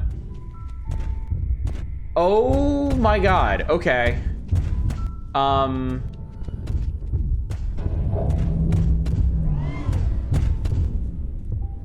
It's an infinite stairwell. Well, I guess this is their life now. I am happy for you. I hope that works out for you. And be brave. Hello Neighbor probably sits proudly together with the FNAF games on the goddamn why this should even become popular shelf for me. Oh, I certainly get why they're popular. Especially Five Nights at Freddy's. The first look, the first Five Nights at Freddy's game is genuinely brilliant. Like it's kind of hard to see it from that perspective now because it is so dense and it's so played out. But it was a really brilliant game. It was in the right place at the right time. And I do want to give the developer credit. The first 4 Five Nights at Freddy's games are all different in very interesting ways while still building off of the same central theme. And I think that's really cool. It's not just 2, 3, and 4 are not just lazy cash-ins. They are seeking to be something different and change up the mechanics. So that's cool. Hello Neighbor felt much more like it was trying to cash in on the sort of like deep lore mystery horror game craze that Five Nights at Freddy's helped spawn. Legit got hooked to FNAF lore for a while. And absolutely agree that the first FNAF game was fun, but it should have stopped there. Yeah, see, I disagree with that. Because I do believe that all four of the first 4 games, all of the first 4 games have their merits. And I mean, I didn't really play the games after that, but people seem to enjoy them. And I've never been one to be like, well, I wish this series that people continue to enjoy didn't exist just because. If people like them, let them like them.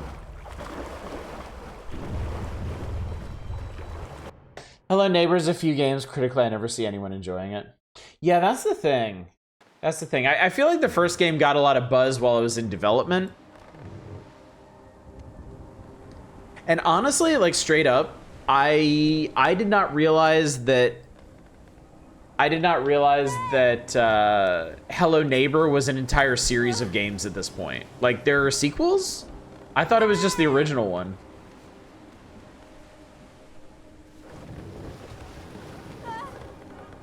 Oh.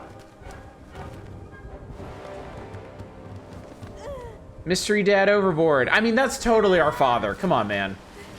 You don't need to wreath them in shadow anymore. We know exactly who that is. Biggest gripe against the games is how so many people seem to make the FNAF lore to be more than it is. I mean, that's just a huge part of the appeal, though. That's why these like deep lore games took off. Is because it's captivating for the people that play them, and then it spawns an entire secondary market of like YouTubers and influencers who like speculate upon it and expand it in their own ways, and then also people who make fan games that expand the lore in different ways, and it becomes a big community, big cultural thing. And I really can't hate them for that.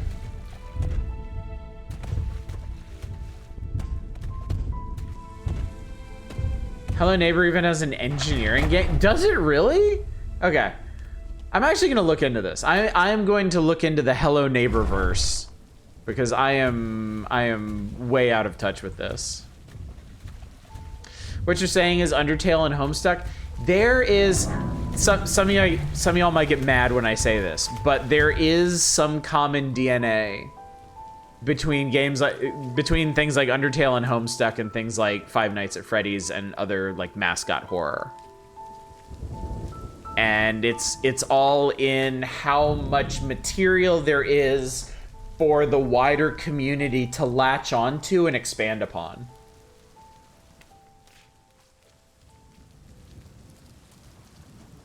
Deep Lore Market is how a game that plays off of it like Shipwreck 64 exists, and Shipwreck 64 is awesome. All right, we got... What the hell is this?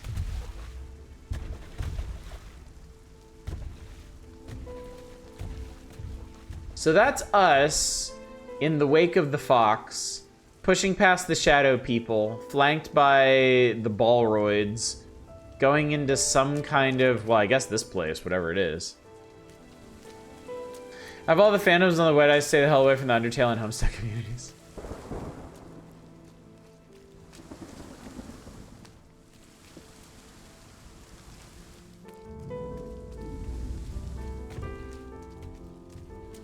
Also, can I just say, this is some excellent rain effects.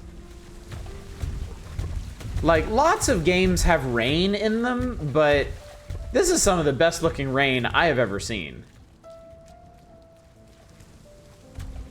It is very good rain.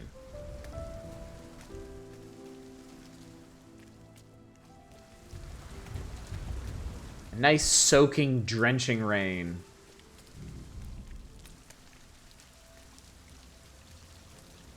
I think it became popular to hate them. Okay, I have, with Undertale specifically, oh, sad dad statue. I know. Can I scream at him? No. I can be sad at him. Oh my god, my scream button has become a cry button. Progress, chat. I know with the Undertale community, there is a degree of infighting between people who believe certain things about the canon, or believe certain things should be canon, or believe certain things about certain characters that other people don't agree with, and whatnot. And I think that's when these fandoms get a little trying. And I'm pretty sure that's not only true for Undertale. I'm pretty sure that's true for Homestuck and FNAF and all these other big community-oriented properties.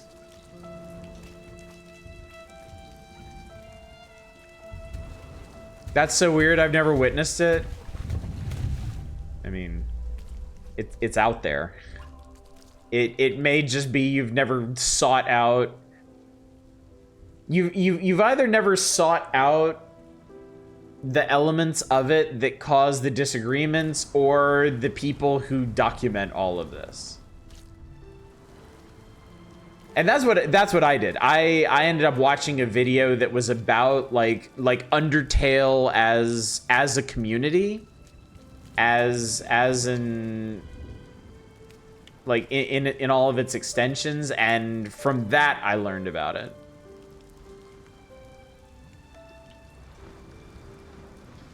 Played all these games that released and bounced off them, sometimes the fandom as well. Made my own bandwagon. Thank you very much. I streamed Undertale a long time ago, and it was really fun. It was a cool game. That was all it was for me. It was not a life-changing experience, and it wasn't something that I felt the need to latch onto in any sort of extended way, but it was good. It was very good.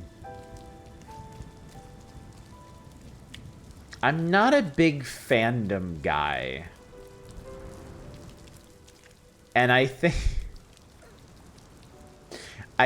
that may be a result of being a media literate Star Wars fan. Because I have to deal with so many media illiterate Star Wars fans. And I don't want to.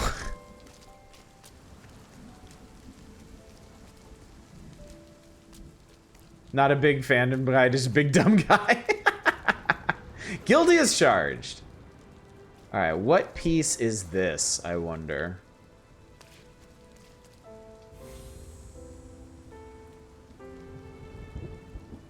Okay, so it seems if we're just going off of collectibles, this may be the last area of the game. I don't know what was up with the two-piece plate, but I seem to have skipped over whatever the hell that was.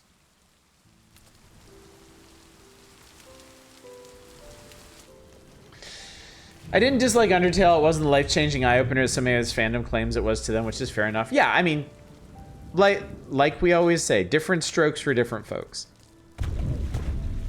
You know. Something like Satisfactory is life-changing to me. It isn't life-changing for most people that play it.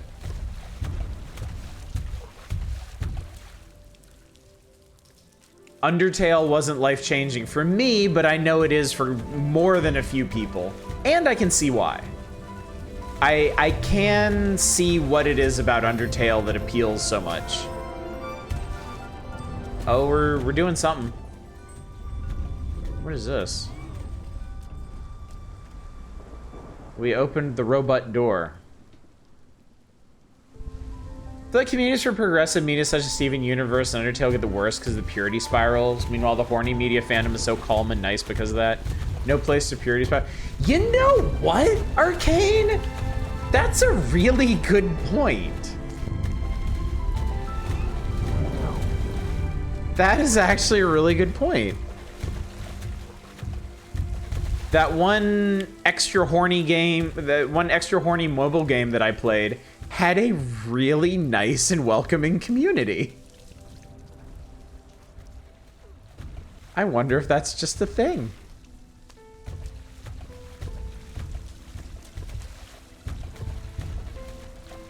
Okay,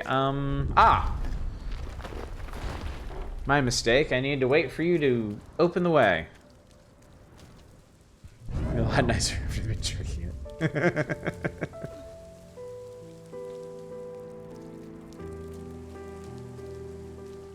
So chat, I think the real takeaway from this conversation is we should all be playing more horny games.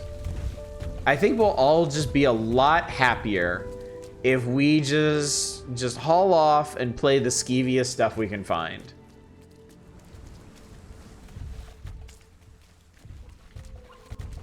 I think we can all agree on that, right? I don't know if I could play more.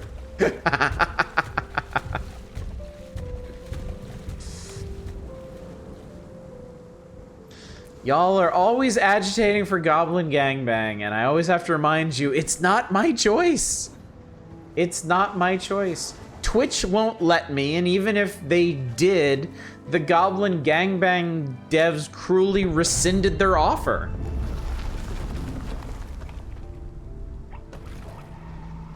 Been there a fandom that was purity spiraling hard and it was just terrible. I've been thinking about how internet communities get toxic and yeah, just avoid purity spirals. It makes sense. It makes sense.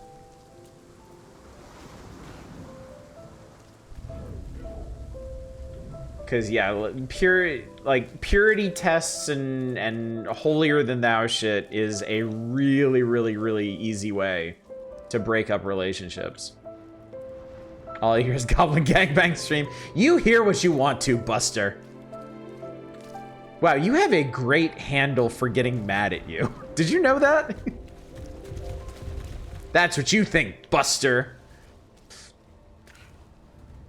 Why wouldn't somebody want a Goblin Gangbang?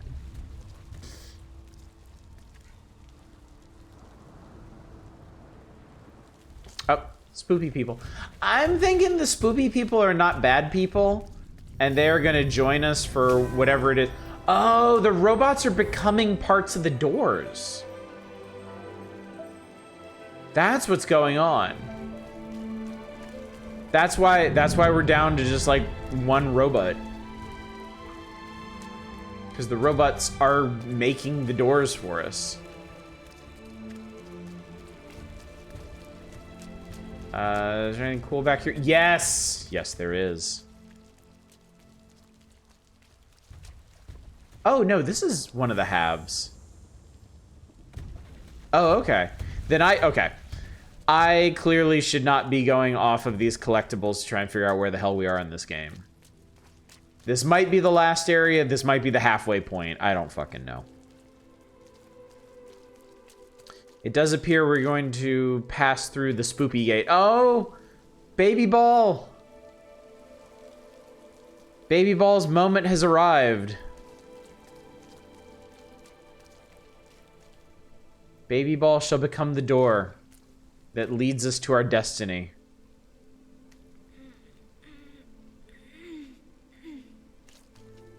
Oh, are we gonna be all, we're gonna be all torn up about it, aren't we? This kid gonna be like, no, don't do it. Yep. No.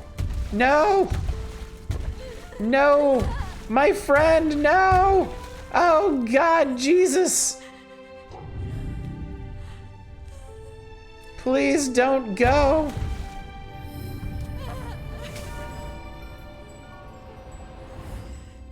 Why does everybody abandon me, dog? Why do all of my friends vanish forever? Dog. Was the ball his dad this whole time? Never knew balls could have so many feels. It was this game's companion cube. Oh, wow. Oh, shit. Oh, fuck. Look at this. Also, don't fall down and die now. That would be bad. Maybe society should have made doors that need murder to open.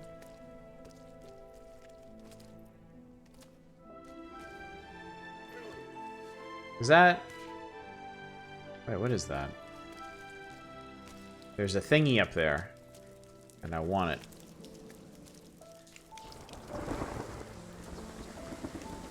Alright, it's just getting really weird. Alright. Chris... I don't think I can... No. Alright, presumably that'll be something that happens later. Okay. So we made it to Spoopy Person Land. Ah, we're doing this shit again. Boy, it's been a while since we did one of these. Is that us? I think that's very sad us.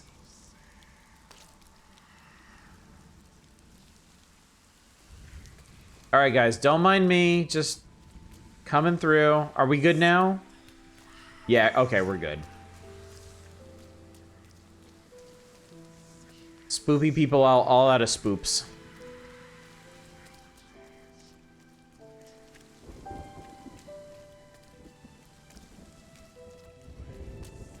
We have de-spooped the masses.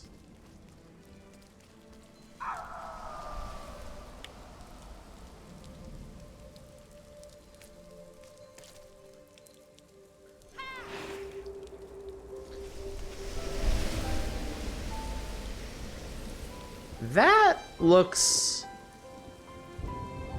less like us.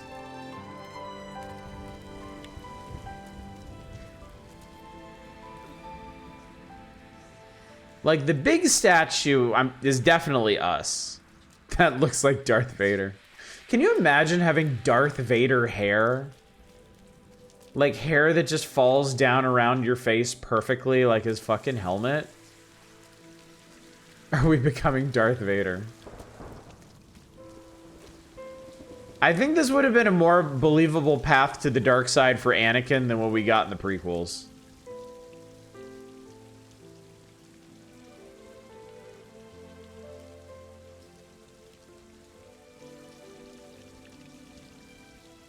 Alright. So I think after the king's life fell apart, he went darkness hell mode.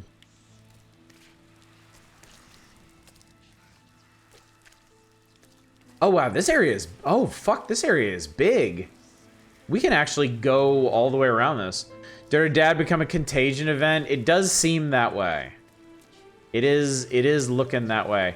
Yo, I bet there are a bunch of collectibles socked away in this place. This is like the perfect place to hide shit.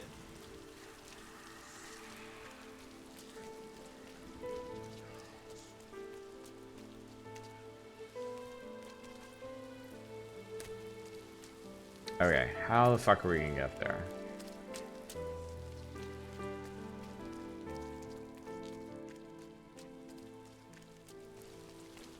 I mean, we pretty much know how this goes at this point, chat. We played enough games where a loved one becomes corrupted or upset and turns into an apocalyptic force. We've all been there. We've all seen it happen. You really didn't believe a rich old prick could talk a paragon of virtue into forsaking all his ideas and voting a pub, going to the dark side.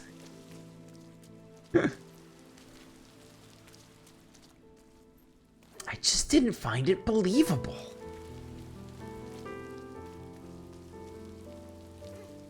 Okay, so how is this one gonna work? What is that? Oh.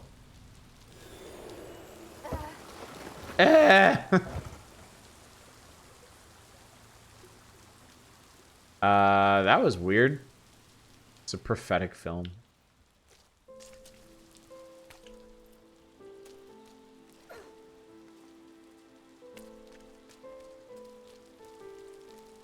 Yep. Whoop.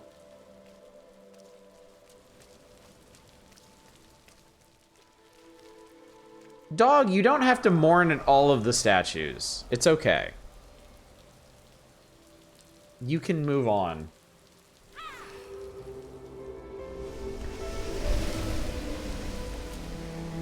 Okay, so, like, if the kid is the kid and the king is the darkness, I think the king is the red-robed person.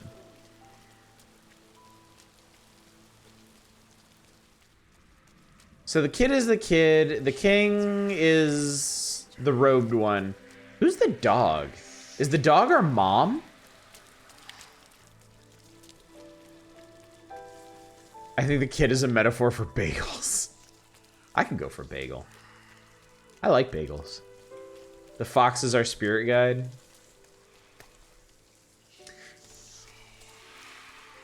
Dog.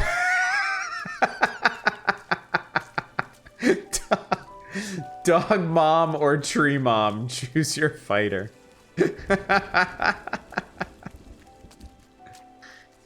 Well, you know what? Tree mom is a lot quieter. I'm going with tree mom.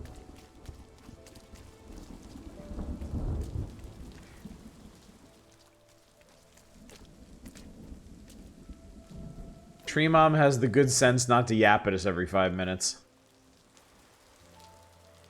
Where am I going with this? Oh, I'm going up there. That's where I'm going.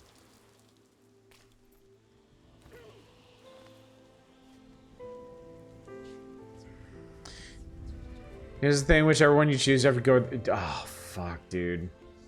That's terrible.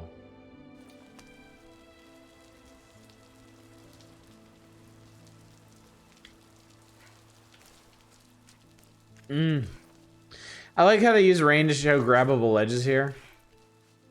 They've done a really good job throughout this entire game of highlighting grabbable ledges, but in a pretty subtle way. Like, they've never been hard to find, but they've also never really clashed with the aesthetic of the game either. Mm-hmm. Where's that going anyway? Okay, so I guess the door to that is on the front. I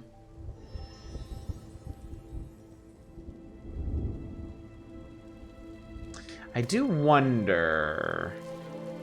Oh, kid. Oh, Jesus. If I were to go back the way I came, I wonder if there's anything hidden over there. I've done a terrible job with collectibles in this chat. I need you to understand that. I can't. Oh no, I can. Oh no, I can't. Oh yes, I can.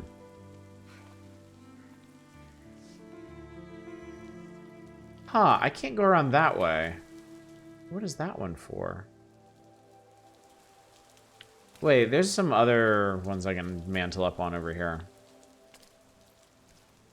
Or not. What's going on here, man?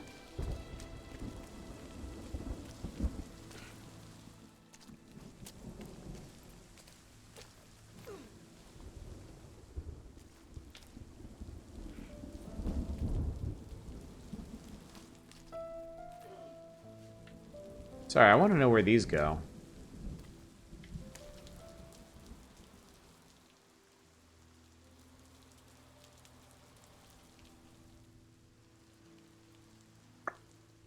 Okay.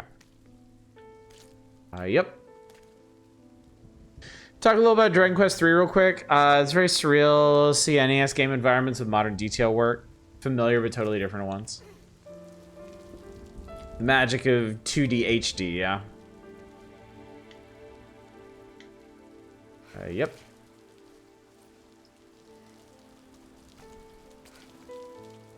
I think this was all to get over here. Yes, it was. I got a toy boat. I got the final toy, chat.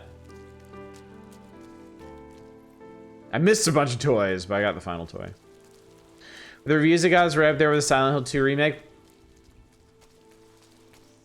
I mean, that is no mean feat. And good for them, I say. Interesting to see things where I inferred different details being interpreted. Oh yeah, that's always really interesting. Whenever you get like an NES revival, like a remake of something on the NES, and you know, so much of what was on the NES was like purely impressionistic, and then being able to actually see what it is really eye-opening. You use the boat in the puddle of tears this place is full of. So amazed is right there with Silent Hill 2 remake is a massive compliment. Isn't that crazy? I'm pretty sure we were all rather convinced that the Silent Hill 2 remake was going to be a giant flop. I certainly was. I know a bunch of folks in here were, and I am as shocked as anybody that it apparently is extremely good.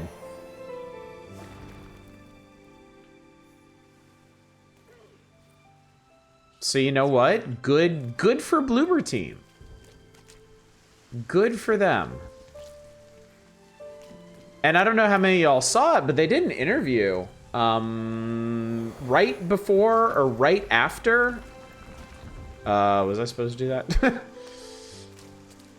The Silent Hill 2 remake came out, where they fully acknowledged the reputation that some of their games have. And like their studio head straight up said, like, we don't want to make shitty games anymore. Yeah. They said they're done making shitty games. And I mean, that is a level of honesty and self-awareness that very few in the game industry have. So kudos to them for that.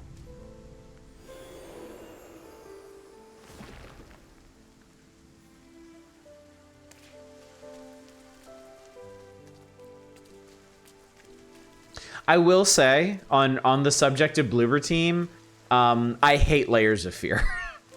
I think Layers of Fear is genuinely terrible. But I do like Observer. I thought Observer was quite good. I thought at the time, Observer much better fit the style of games that Bloober Team was making. I didn't really think Layers of Fear played to their strengths. If you don't know anything about Bloober and do know Silent Hill 2 is supposedly a real good game, you're probably going to check out a new version of it. That is true. That is true.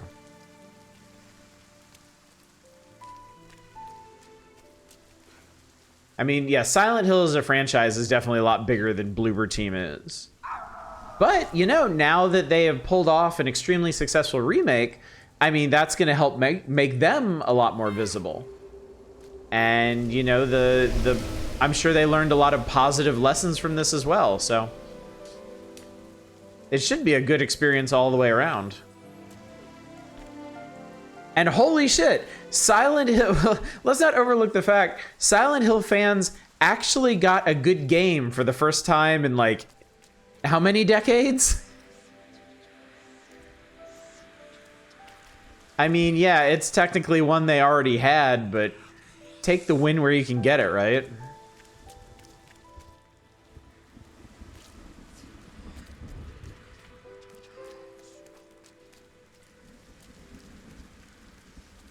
Am I going back the way I came?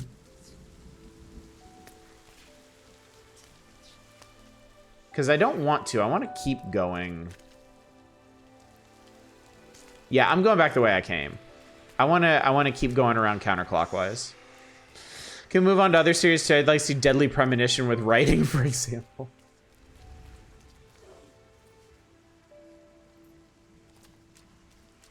Deadly Premonition seems like one of those games that a proper remake of wouldn't actually be proper. Like I kind of think Deadly Premonition would lose a lot of its appeal if you made a genuinely good game out of it. I think a lot of Deadly Premonition's appeal is like the the charm in its utter unapologetic jank.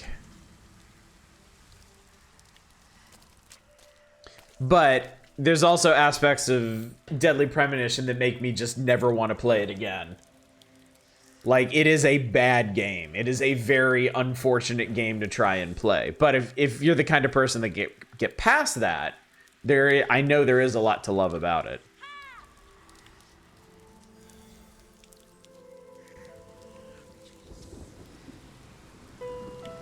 We did it! We completed the statue of our misery! I'm so happy about this. Oh, I think I killed my dog. Yep, I killed my dog. Why did I kill my dog, though? Was the dog a part of us?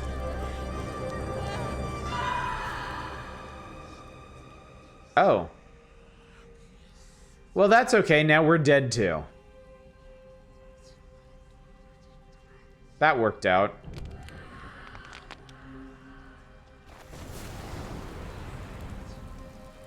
Oh, now we're Shadow Kid. Okay, okay. Red Cloak person is definitely our dad, then. If misery in this world turns you into a shadow person, then yeah. That's how that worked out. Okay, this has to be the end game.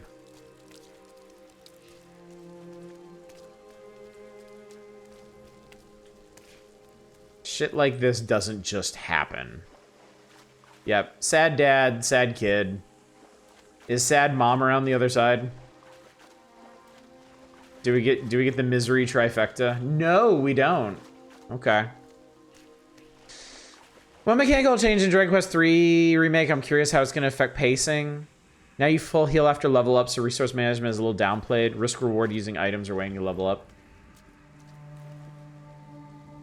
It's like, part of the fun of Deadly Premonition is jank and weird. Honestly, I wouldn't want an Earth Defense with AAA polish. Yeah.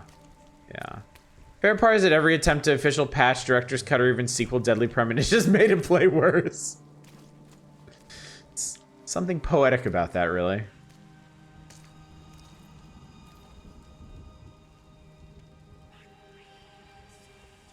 No, other way. Thank you. Climb the monument to our suffering. I'm gonna disagree and say the characters and writing were what made Deadly Premonition good. So charmingly sincere, it comes out across the spider as flaws. Oh, I'm not disputing that. I am not disputing that at all. I'm just of the opinion.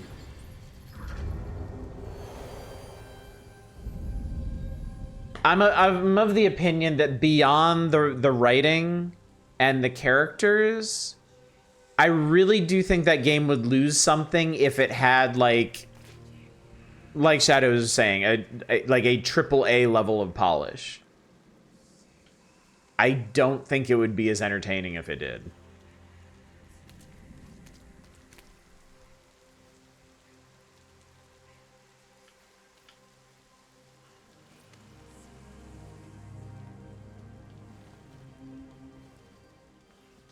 Wait, how do I bust that other one?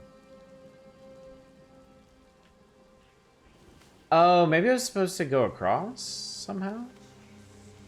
Maybe not. I don't know. Did I change anything elsewhere? So I did that. And then there's... Oh, no, you're supposed to go back down from here, I think. Yeah, there's this. Okay. So we redescend. Oh, okay. Aha, and then we go up this way. Okay, cool. Speaking of EDF, watched a video essay partly on the most recent one. The story does some really interesting things, apparently.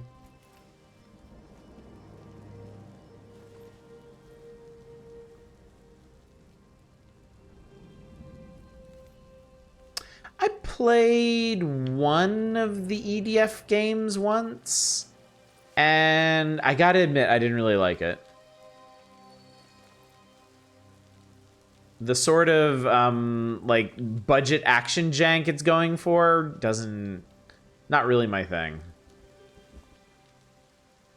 Does anyone give a shit about EDF spoilers? I certainly don't. If anyone does, speak now. Ah, here we go.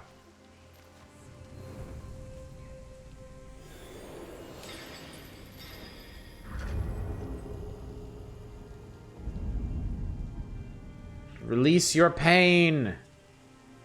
It's the opposite of Star Trek V. A man needs his pain. This game is so obsessed with balls. Pain is stored in the balls. Generational trauma is stored in the balls.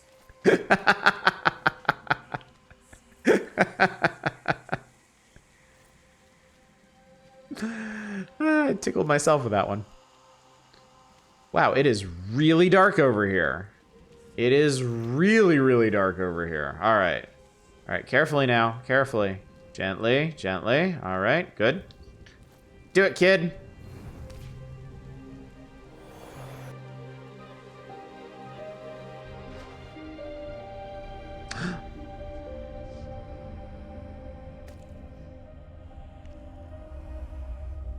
We're luminous.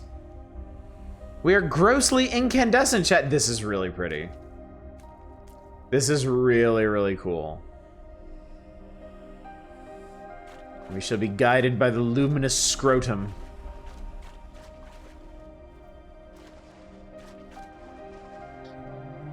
There it is, the cleverest thing you'll say. I've peaked, chat. I've finally peaked. Maybe getting tripped up, I feel like the same could be said of Yoko Taro games. Being bad and suffering inducing is necessary to enjoy his stuff. It's only when Platinum collaborated with him that people realize no, his writing is just good in general. It could be, yeah. It could be. Like, I am just... I'm essentially... Ooh. I'm essentially just speculating on a game that I personally don't even like that much. I am not a Deadly Premonition fan. So, take anything I say about it with a grain of salt. Okay, so wait, we're not going up, we're going down. We're going... Wait, down is up. Oh, chat, oh my god, this is crazy.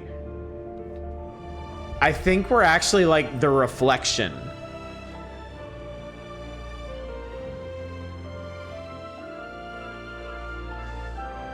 Yeah, no, because look, on the underside of this platform we're running on, those are the stairs.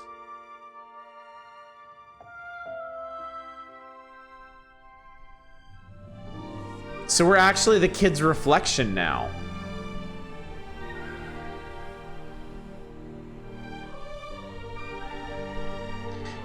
I think it's no space between ad and quote, right?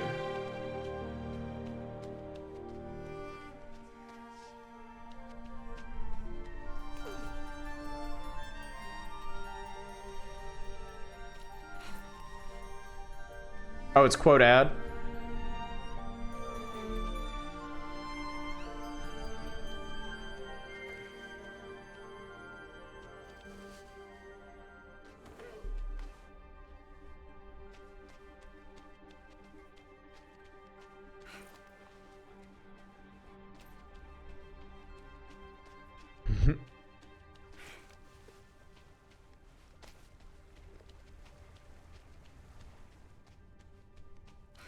Hang on, wait. I don't think I can get up there.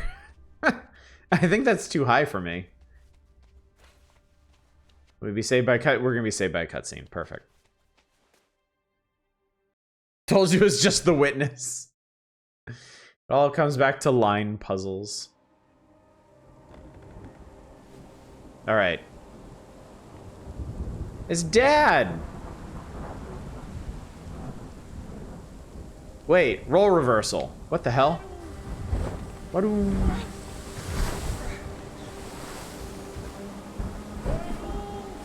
I do... Oh no! Oh shit! Child!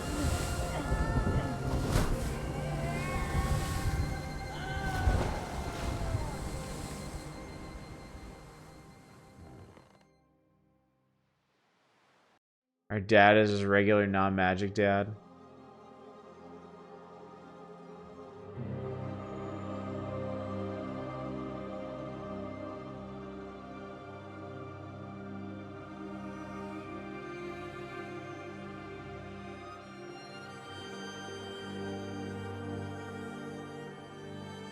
Devs really like the coming to grips with guilt plot, I guess. Some devs have a type.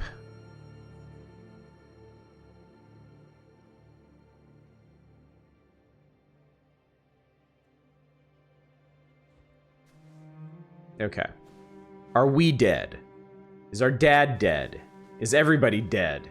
Is nobody dead?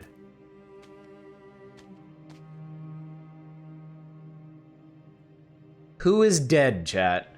Place your bets. Now we're Mickey Mouse.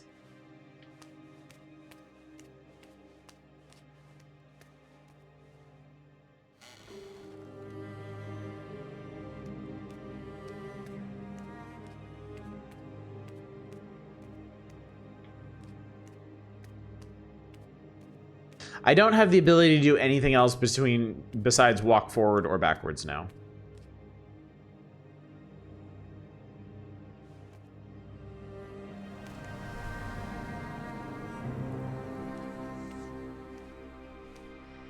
Whoa. Whoa.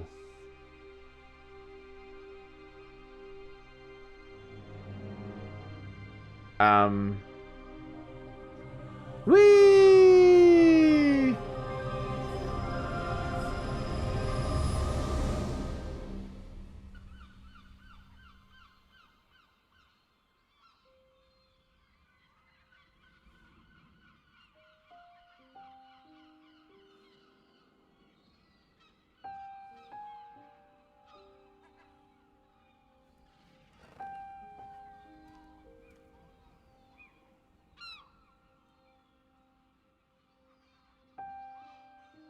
All right. It would seem Kid is dead. It's a nice house, though.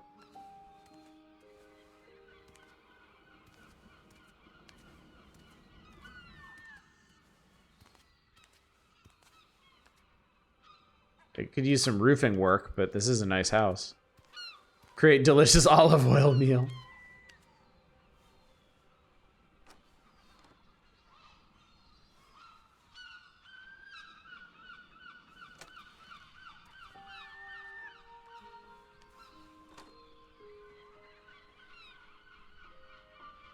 So, okay.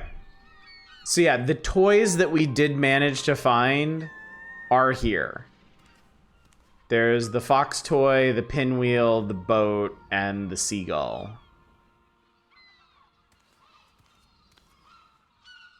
That appears to be us. Man, we're pretty poor king. I guess being a king was a metaphor.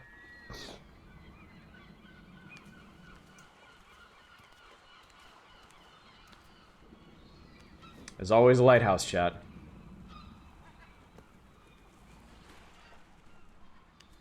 There is always a lighthouse.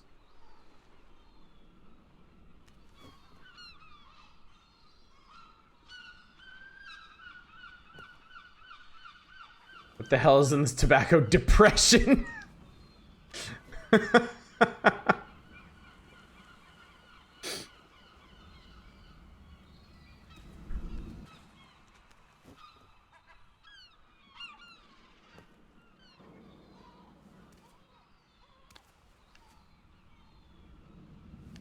Doctor Strange lost his son.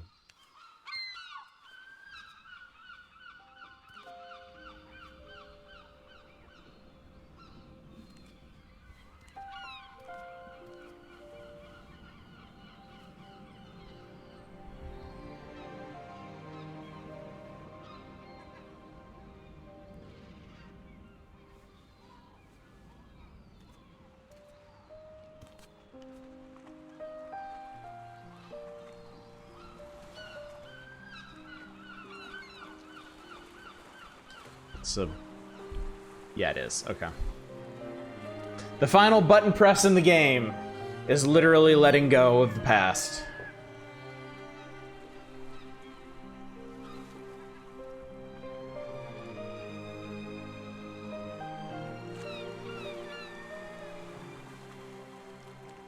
To make sure you didn't miss that, the final achievement is called Letting Go.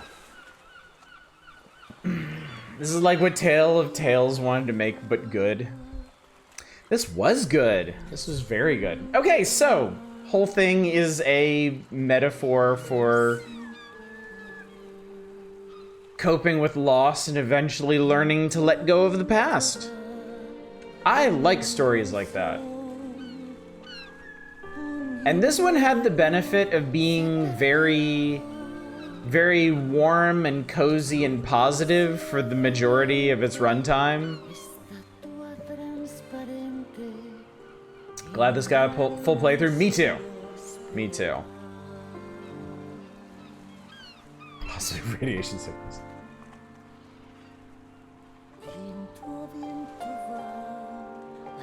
Now this is one of those really clever games where for the majority of its runtime, there's a lot of like symbolism that's not apparent what it actually means, and then in like the final act, in the final scenes, it clears it up. Like why was there so much keyhole imagery throughout the entire game? And it's because after the father lost his son, he locked his son's room and refused to go in there.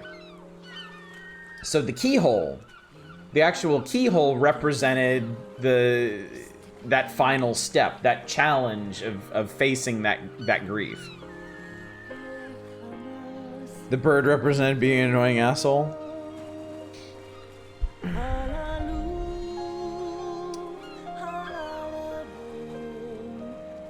The bird is interesting because the bird was the mortal threat in that area, but it was defeated by a storm.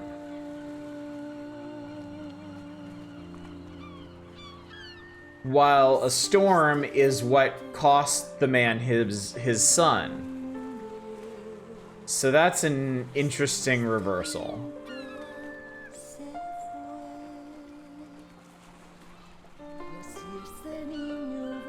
What do you think the ball robots were?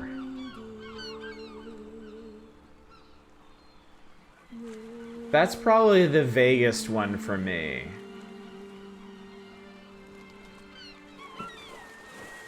Because in that whole sequence, you had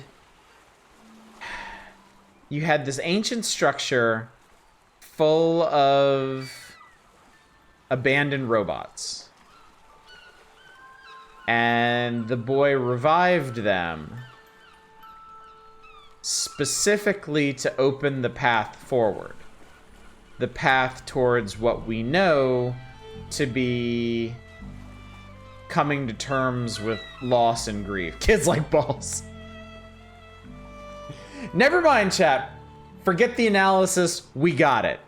Kids like balls. There you go.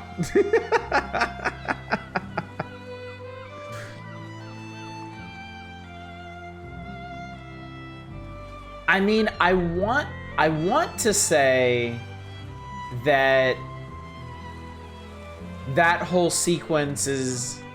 I would say that whole sequence indicates that, like, moving on from grief is not something easily done on one's own.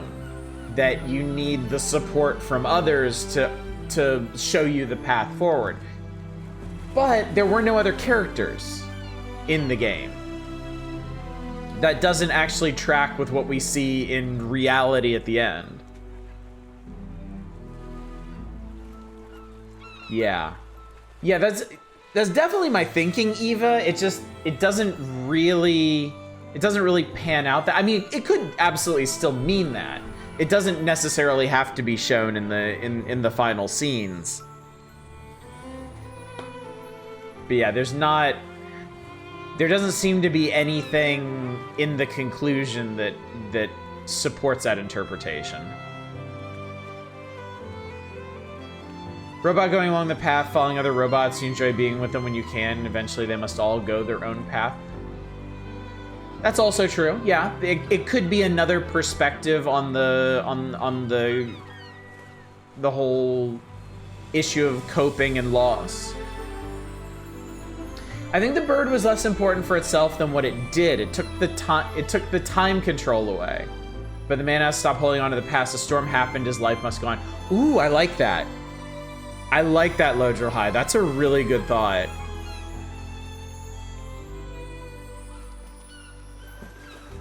Yeah, that entire sequence is about... Oh my god! The bird made it so that time essentially stopped. And that's where the man was in his grief. Time was not progressing for him. He was stuck there. So that whole... Yeah! I like that! I like that, I like that. Yeah, that whole sequence is about regaining that control and the ability to, again, move forward. Oh, I love games like this, chat. I love this whole, I live for this. I live for this analysis and discussion. Thank you, RiME. Thank you for being such a lovely game. Because it truly was lovely. Might lose some impact, returns in the Evangelion. Congratulations, ending. Alright, so I bet we can go back in and take a look at some things. Namely, I want to find that robot in the intro. I want to find that robot in the intro now that we know the secret of the orbs.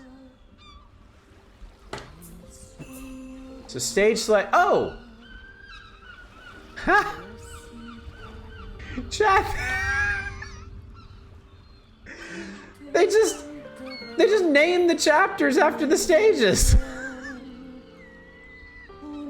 It's literally, yeah, in case you didn't get it. Well then, thank you. Thank you for just putting it out there. Okay, the bird was anger.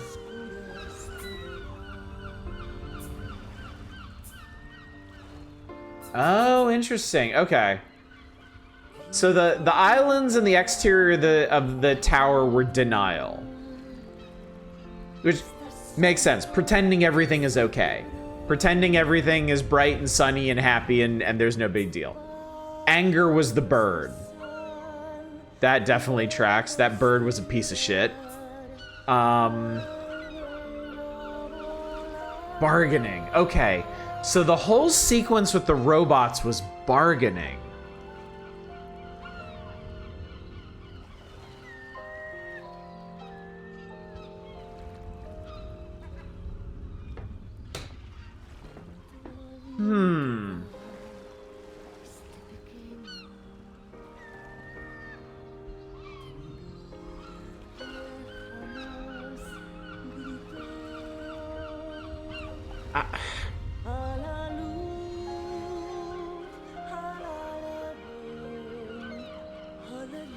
Well, I guess on...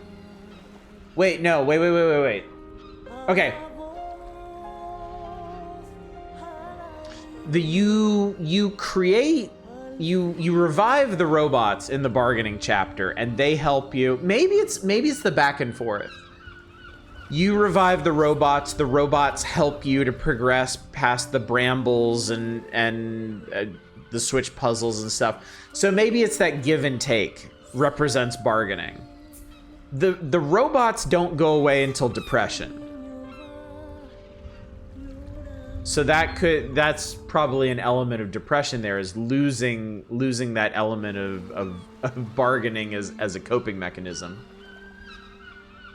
Kind of getting make facsimile friends that ultimately ended up having to go away. Yeah. Okay. And then, of course, just the final scene in the real world is acceptance. Okay. Okay. Cool. All right, so let's see.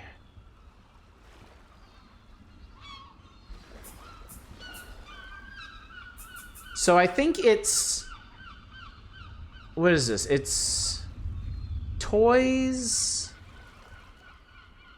outfits, keyholes, songs, and crests.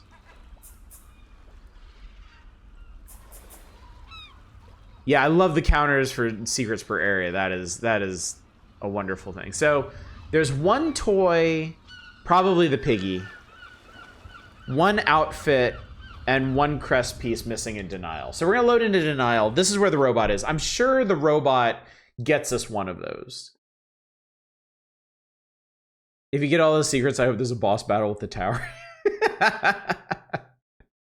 If you find all the secrets, you get to have a fist fight with your depression.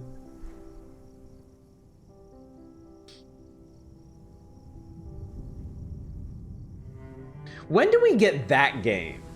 Like, we have so many indie games like this, where they're metaphors for you know, coping with depression, moving on from loss, accepting loss, all of that.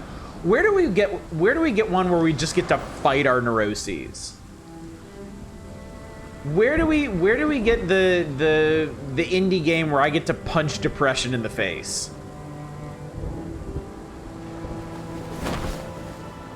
Condemned 2 had that.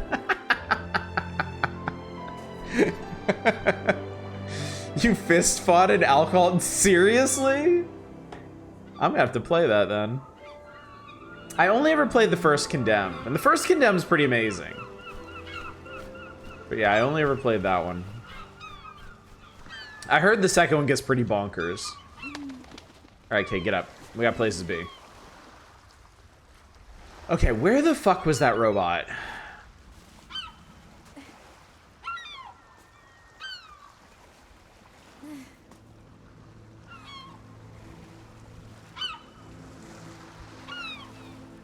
Does he have mermaid scales? No, he's painted. Actually, he's body painted on his shoulders. All right, kid, hustle up. We gotta get moving.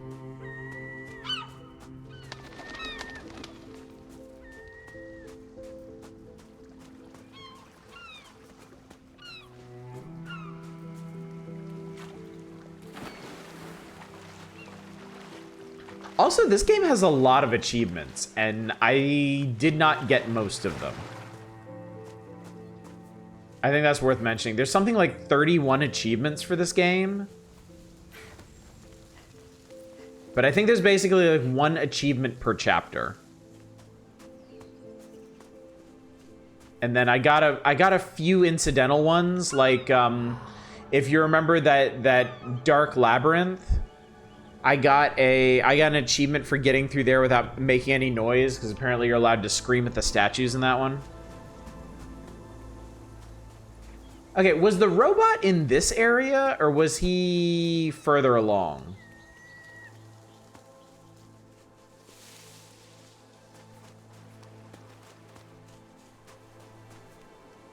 I think the robot was further along, wasn't he?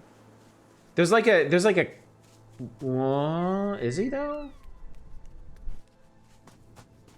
Condemned 2 has a mechanic where your aim is terrible if you're not drinking cues of the shakes, so before gun battles you should down a full bottle of Jack.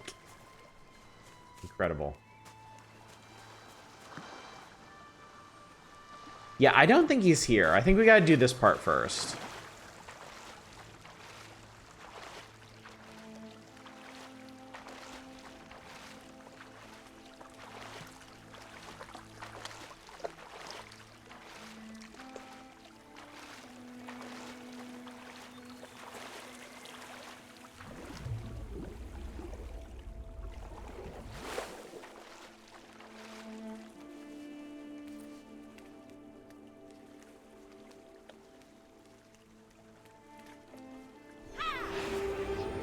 I saw the red guy be a future version of you and there'd be time travel involved. It did occur to me for a moment there that the red guy might be us. I'm glad it didn't turn out that way.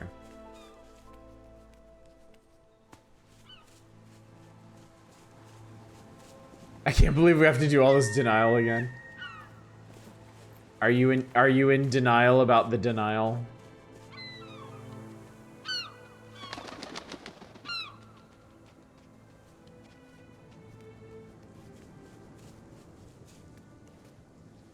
All right, let's grab us one of these. And there are, okay, there's 4 of those. I know, guys, it's very exciting, but this isn't for you. Very exciting, not for you. Fuck, I put it in the wrong place. Or I went the wrong way. I gotta go. Guys! Guys, I am serious. Not for you.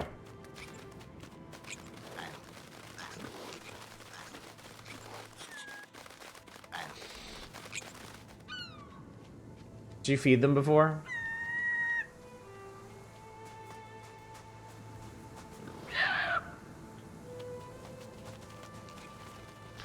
Actually, I don't think I fed those guys back there. I could do that.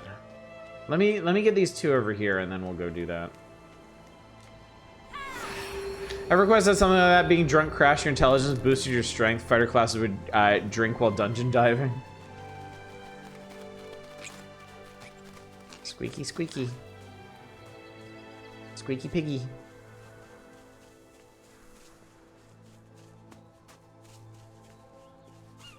Oh, and there's one over there.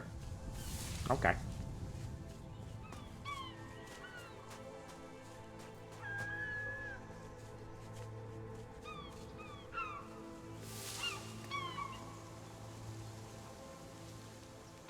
No, it's not down there. Okay.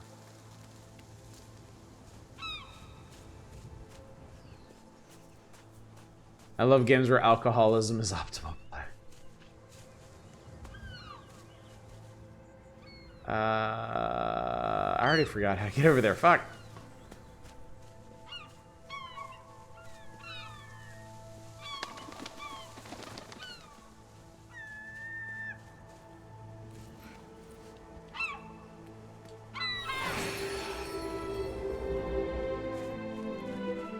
Oh. No? No, not that way.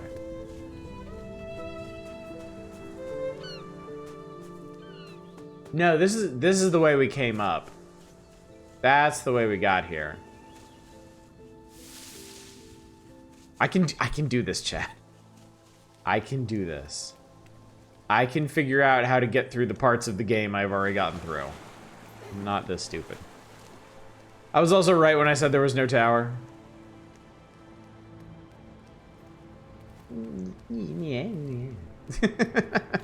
There was a lighthouse. Lighthouses are, by definition, towers. Or at least that one was. Also dovetails nicely with our BioShock discussions.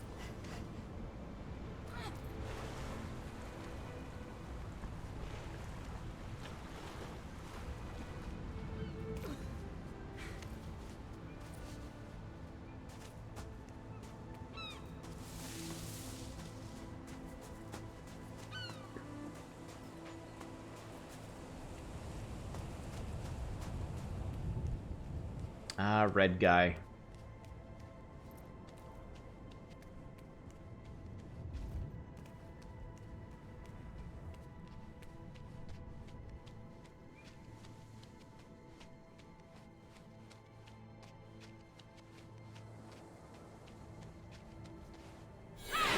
All right. I have screamed all the statues into being. Kid saw a ghost and just kept going. If I fall from here, do I die? Oh god!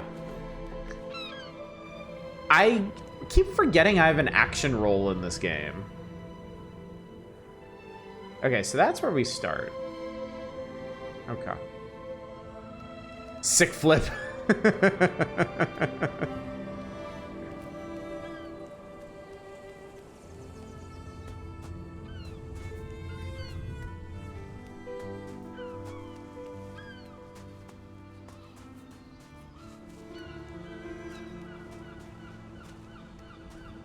I do really love this initial area outside of the tower.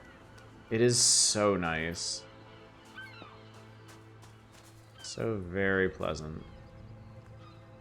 Oh, right. That's like that. Yoop.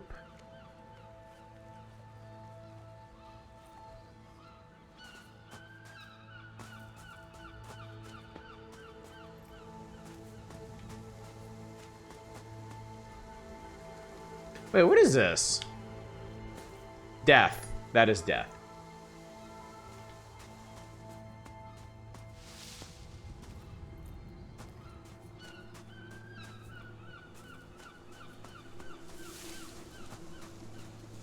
How many times do you think I've said that on this channel? Like, I can't help but notice. Like, you stream for long enough, you realize you have certain things that are just your default response to things. How many times have I said, what is this? Oh, it's death. Has to be a lot. Like, a lot.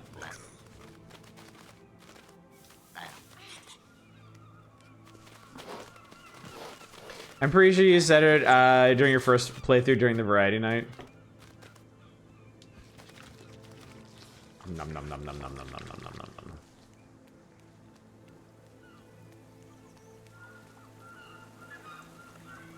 Okay, I do want to go check over there real quick.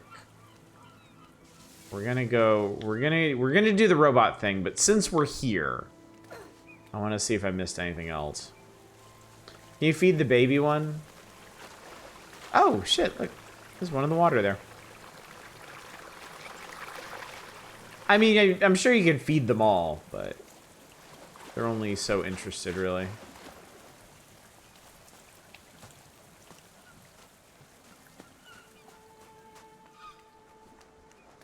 Is there... Okay, jellyfish. Always with the jellyfish. You feed the crabs? No, you can't feed the crabs, unfortunately. Jellyfishes.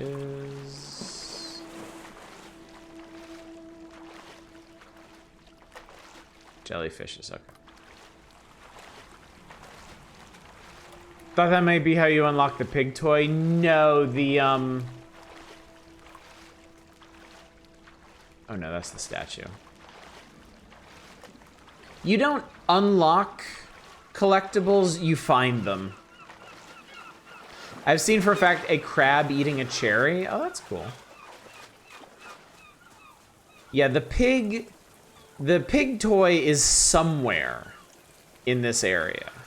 We don't really need to perform any special feat unless it's behind like a locked door. We just gotta find it. And I remember there's this shrine up here, or ruins or something, and I'm pretty sure I explored that the first time I played this. So if there is anything over here, we should already have it, but just to be sure. What is behind a locked pig? Well, then, in my foolishness and lack of foresight, I will never have it. It will be the one thing in this game that I will never possess. The pig.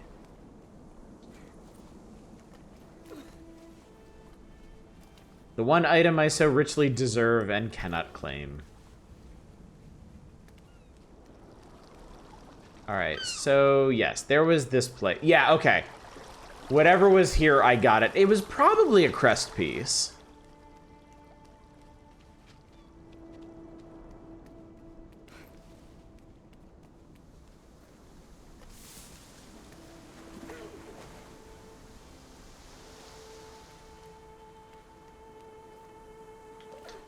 I actually know... Okay, I know there's the whole orb and robot thing. And also near there, I know there is an item that I didn't get because I couldn't figure out how to get up to it. They may be related or that they may be two separate items that I haven't gotten. So, well, we're about to find out because I'm about to get access to that area.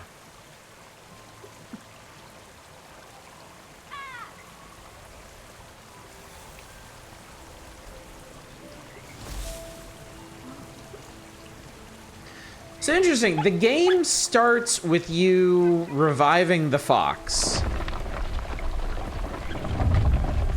And then it ends with you eliminating the fox through the same mechanic. Finding 4 statues and then activating the big one. And the first time it's a statue of the fox, and at the very end it's a statue of you.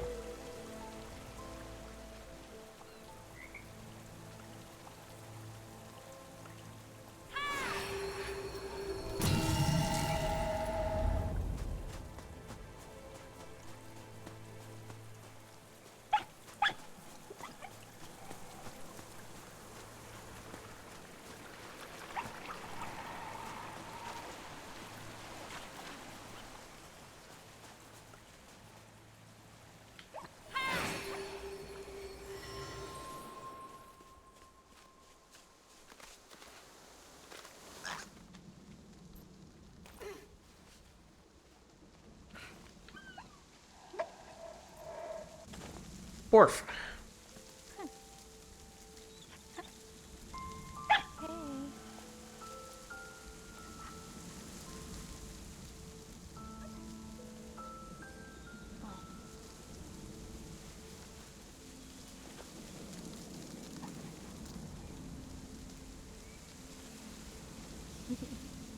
Good doggo.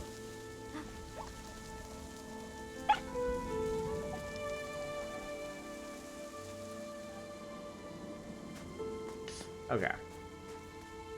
So this over here is...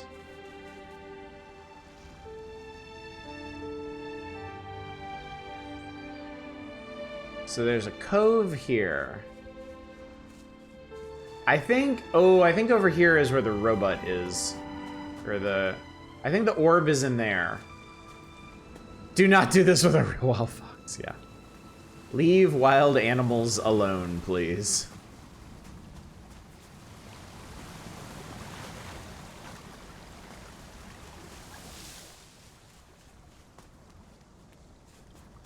Okay, we got the stuff in here. I remember that. Pig's waiting for me to open the door.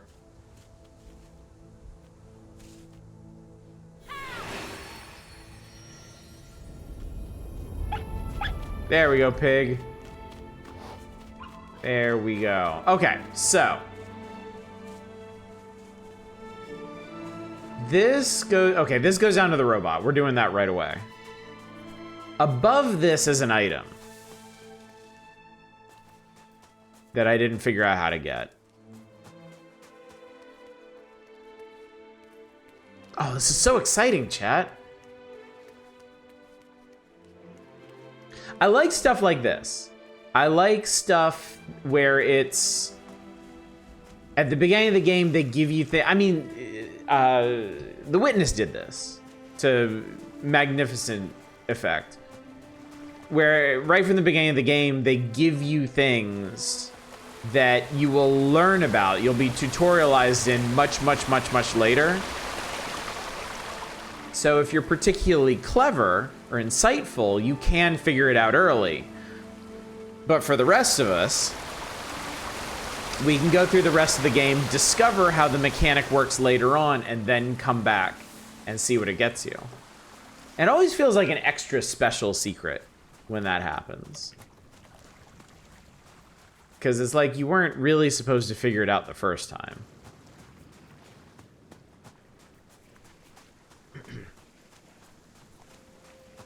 Oh boy, oh boy, oh boy, oh boy. Yeah, that was the Witness's entire MO.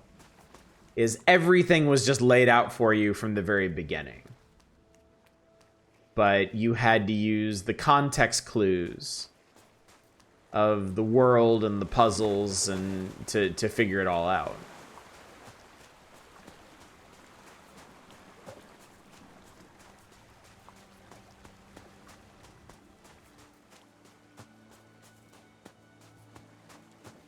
All right, here we go, chat. Here we go.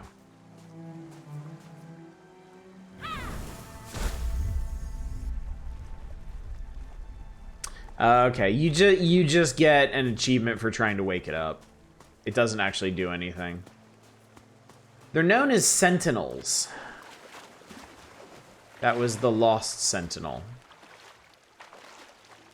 Jellyfish.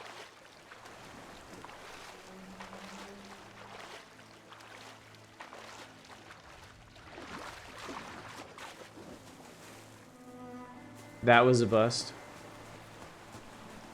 Where... Did I ever mention where to find the map in the witness? No, I don't believe you did. Oh, that reminds me. Didn't somebody say when we were playing Superland that there is a mini-map in that I completely missed? And I never did find it. Like, even after I was going around searching, like specifically searching for stuff that I missed, I still didn't find it. Where the fuck was it?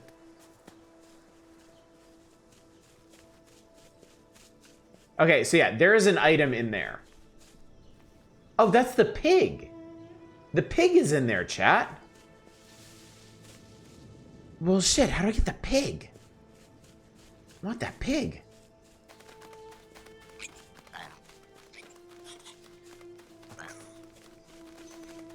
Piggy, do you know how to get your kin? Stand on pig. Hop on pop.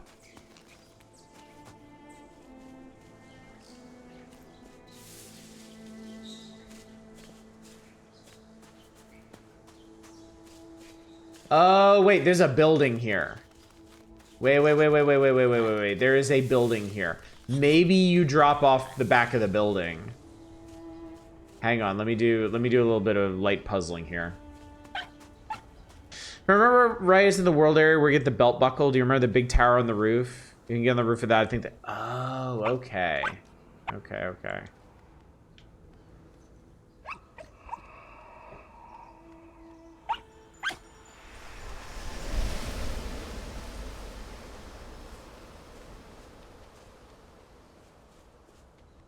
I'm getting that pig toy. I'm doing it. This is non-optional. That pig toy will be mine.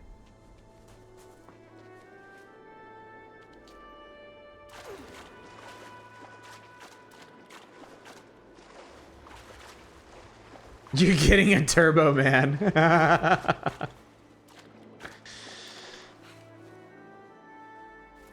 The lake is a map. Stuff in the water represents different things you can find.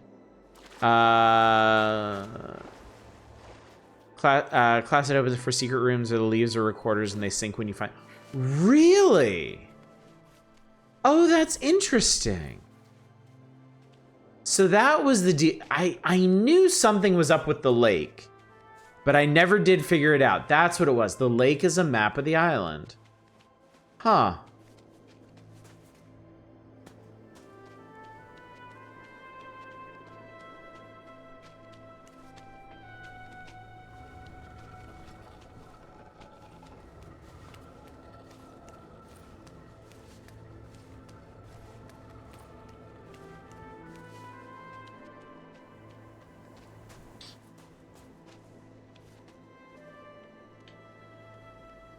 Nope.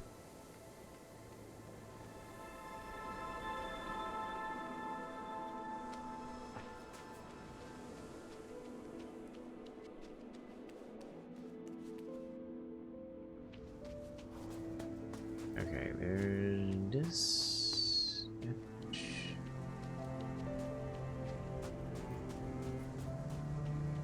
I would catch the super great friend LP of it. I'm still really curious about the game if we got super annoying. Oh, no, that's entirely fair. There's always going to be a part of me that's curious about the ending of The Witness and like the full extent of all the secrets and stuff in it, but not enough to actually go back and play it. That ship has absolutely sailed.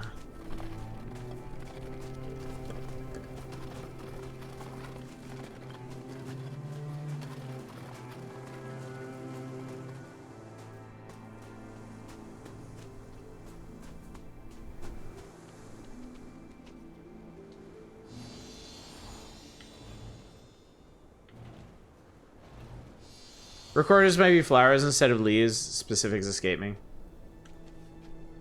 And as is ancient civilization, will be plenty of puzzles for kids to enjoy.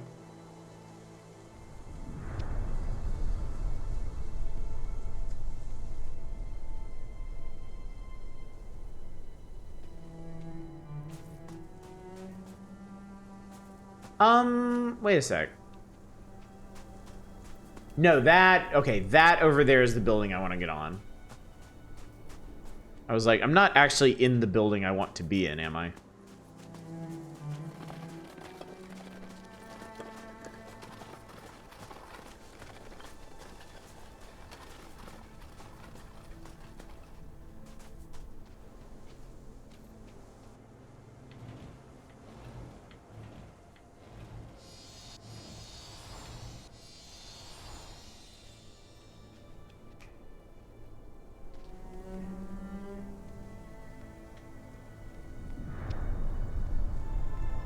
New.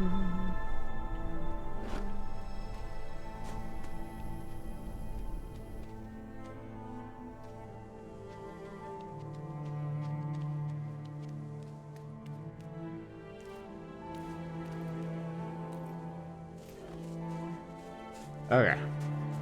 I want to get up there. I need to get up there.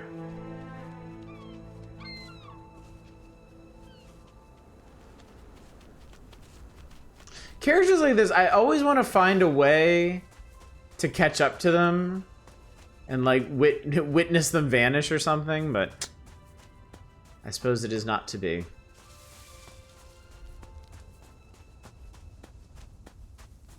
I'm sure that's something the developers playtest pretty hard. Yeah, no clip.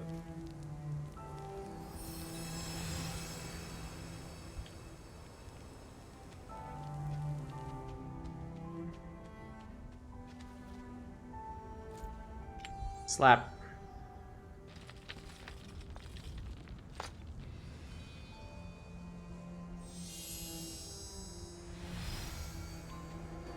Okay, yeah, whatever.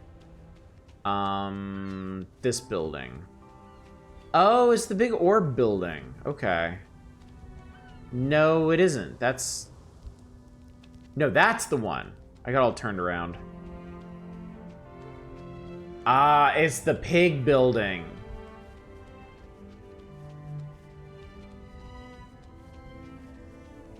You need the pig eaters to get into it. That makes sense.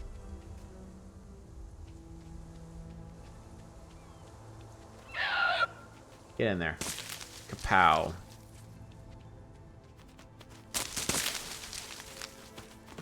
Up the stairs, please. Up the stairs, please. I appear to have distressed the pig. Just reading through the GPG Discord, I'm surprised there's a game online called Alter Eon where they mention that most of their player base are blind or visually impaired. Really? Okay, I might be able to get around that way. I feel like you probably want to just get inside the building and get to the other side of it.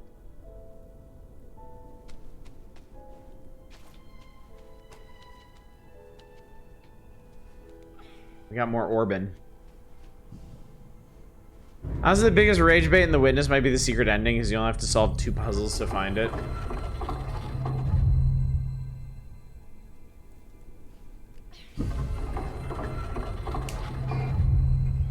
There we go.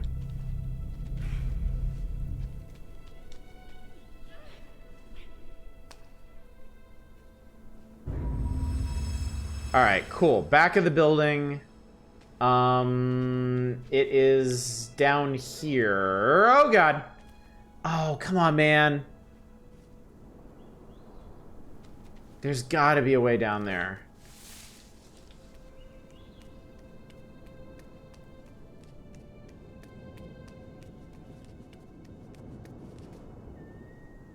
There's some climbable. Is this just in case you fall down here and want to get back up, or is this something else?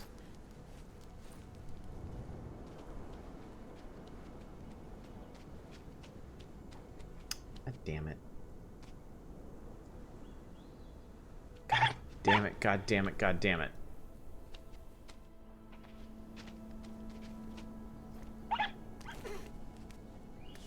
Dog, I can't talk right now. I need to get to Pigland.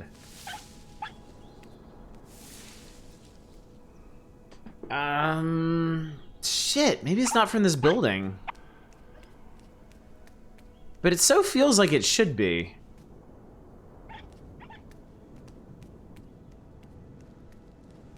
Is it from there?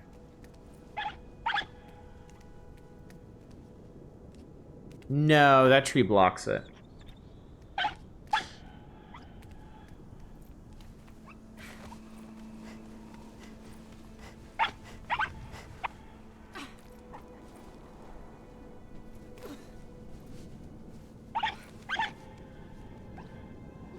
Chad, I just want the piggy. How do I get the piggy?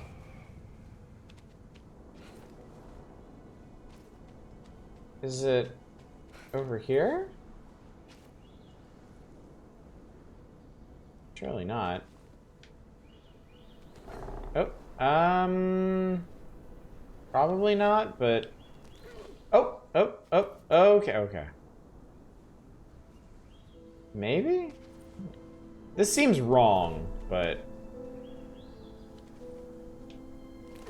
There's nothing stopping me from trying it again and again and again.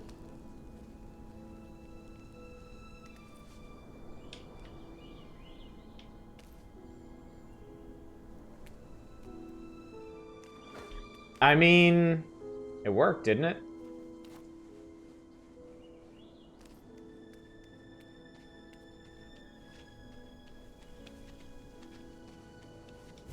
Okay, I definitely did that the wrong way. 100%. You're supposed to go from here. And I was 100% too stupid to figure that out. Because it was right there the whole time.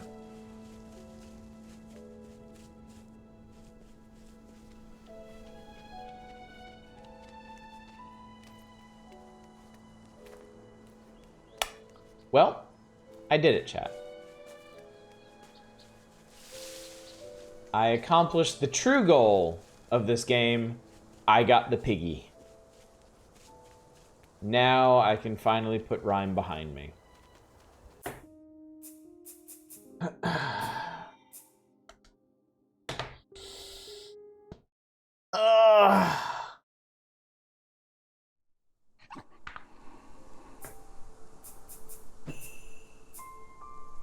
There it is, chat.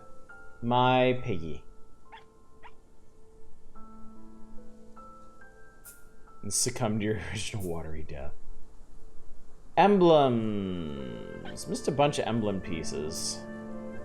Got half the lullabies. Missed 3 keyholes. And then gallery. Is the gallery done now? Yeah. Ooh, look at this. Oh, it's a map.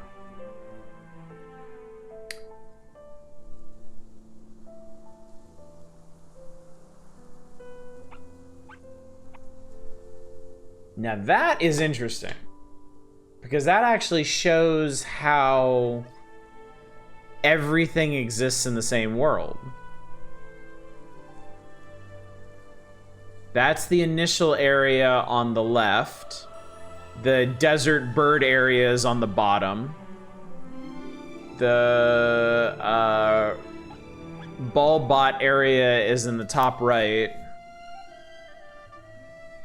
And then... that might be the final area off the top left of the tower. Possibly. I don't know. Elevation isn't very well represented here. Of course, denial might just be a whole different realm. But yeah. I guess these are the different outfits we can get. I want the key one. Key one looks cool. House.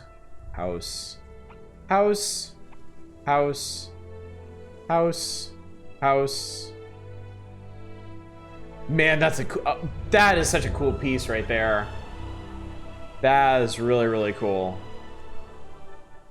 I like that a lot. Kid and Dorg.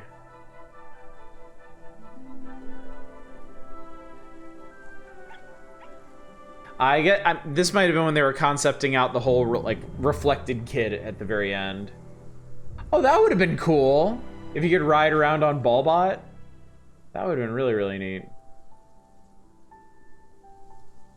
I really like the tower itself. I like how the tower itself is hollow, with a big whirlpool at the bottom. Wow, look at the size of that ballbot. Enemies that only visible through the rain running down them is cool. That is a neat concept, yeah. That is a really, really neat concept. Oh man. That's a hell of a concept for the ballbot graveyard. The one we got was much more subdued than that. Alright. So that's all of them. Alright. Well, chat, I guess that's gonna do. You know, this is really one of those games where I'm kind of sad it's over. Like, I was enjoying this so much. Grunt fodder saying exactly what I'm thinking. Can't be the end. No, please. But yeah, I loved this. I thought this was fantastic. I really enjoyed it. I would hardly recommend it. It's been out for a while now, so you can get it on pretty deep discount if you'd like to play through it yourself and find all the rest of the little collectibles and story bits that I didn't. Go achievement hunting and whatnot. And I mean, it's just a really pleasant game to play through anyway, even if you know what's going on in it. So, all right. Scheduled tomorrow night is the Power Hours. We're back on the Power Hours, wrapping up Game Boy games, I think. We did our turn with Donkey Kong 94. Literally the plot of Pig. Friday night, we are going to be doing a Curator Connect night. I got a bunch of weird-ass games we can try for that. More Power Hours on Saturday, no stream on Sunday, and then Monday, we are starting into a bit of a roguelike tour. I'm going to be playing roguelikes for a while, and we're going to be doing them democratically. They'll all be democratic playthroughs, allowing you, the viewers, to determine exactly how long we play each of them. If you only want a night of each one, totally fine. If you want to stay on one for a couple weeks and see us attain true mastery of it, assuming that's even possible, we can do that too. And that is the plan. That is what we're gonna do. So with all that said, time to go find some area. Yeah, I got 8 out of 31 achievements in this game. There are a lot of achievements in this game. What were some of the ones I missed? Lit many lights. Don't smash the eggs. I remember smashing the eggs. Break lots of jars. Find a nice resting place. Throw something as far as you can. Respect the past. Bring light to the labyrinth of darkness. Okay, that would be the opposite of the one that I did. Reunite the family. I guess get the piggies together. Be faster than the sentinels. Wrong direction. The other way was safer. Reckless cannonball. Oh, big jump into the water. Okay, so it seems like the vast majority of achievements are just fun little things you can do throughout the playthrough. When is the democratic playthrough of PUBG? Never. Never, never, never. Speaking of achievements, this is the last streak milestone I'm gonna have before Thanksgiving week probably breaks it. Oh, well, I appreciate your 80 stream streak, Grunt Fodder. It is most appreciated. All right, let's go find somebody to appreciate. Let's see what's going on. Let's go visit Arch. It's been a while since we last saw Arch. They're doing Ale and Tail Tavern. Looks like a semi-craftery sort of thing. I like those. I'm a fan of those. No Thanksgiving mukbang stream. Does anybody want to see me eat? Would anybody get off on that? Would we want to even encourage that? No, of course not. Of course not. Anyway, chat, thank you so much for coming out tonight. Thank you for joining me for the back half of RiME. Really just a wonderful game. Really, really enjoyable. The kind of thing that I love doing on this channel and sharing with all of you. So hopefully you had a good time with it. And hopefully I will see you tomorrow for the Power Hours. But until then, as always, y'all take care. Bye, everybody.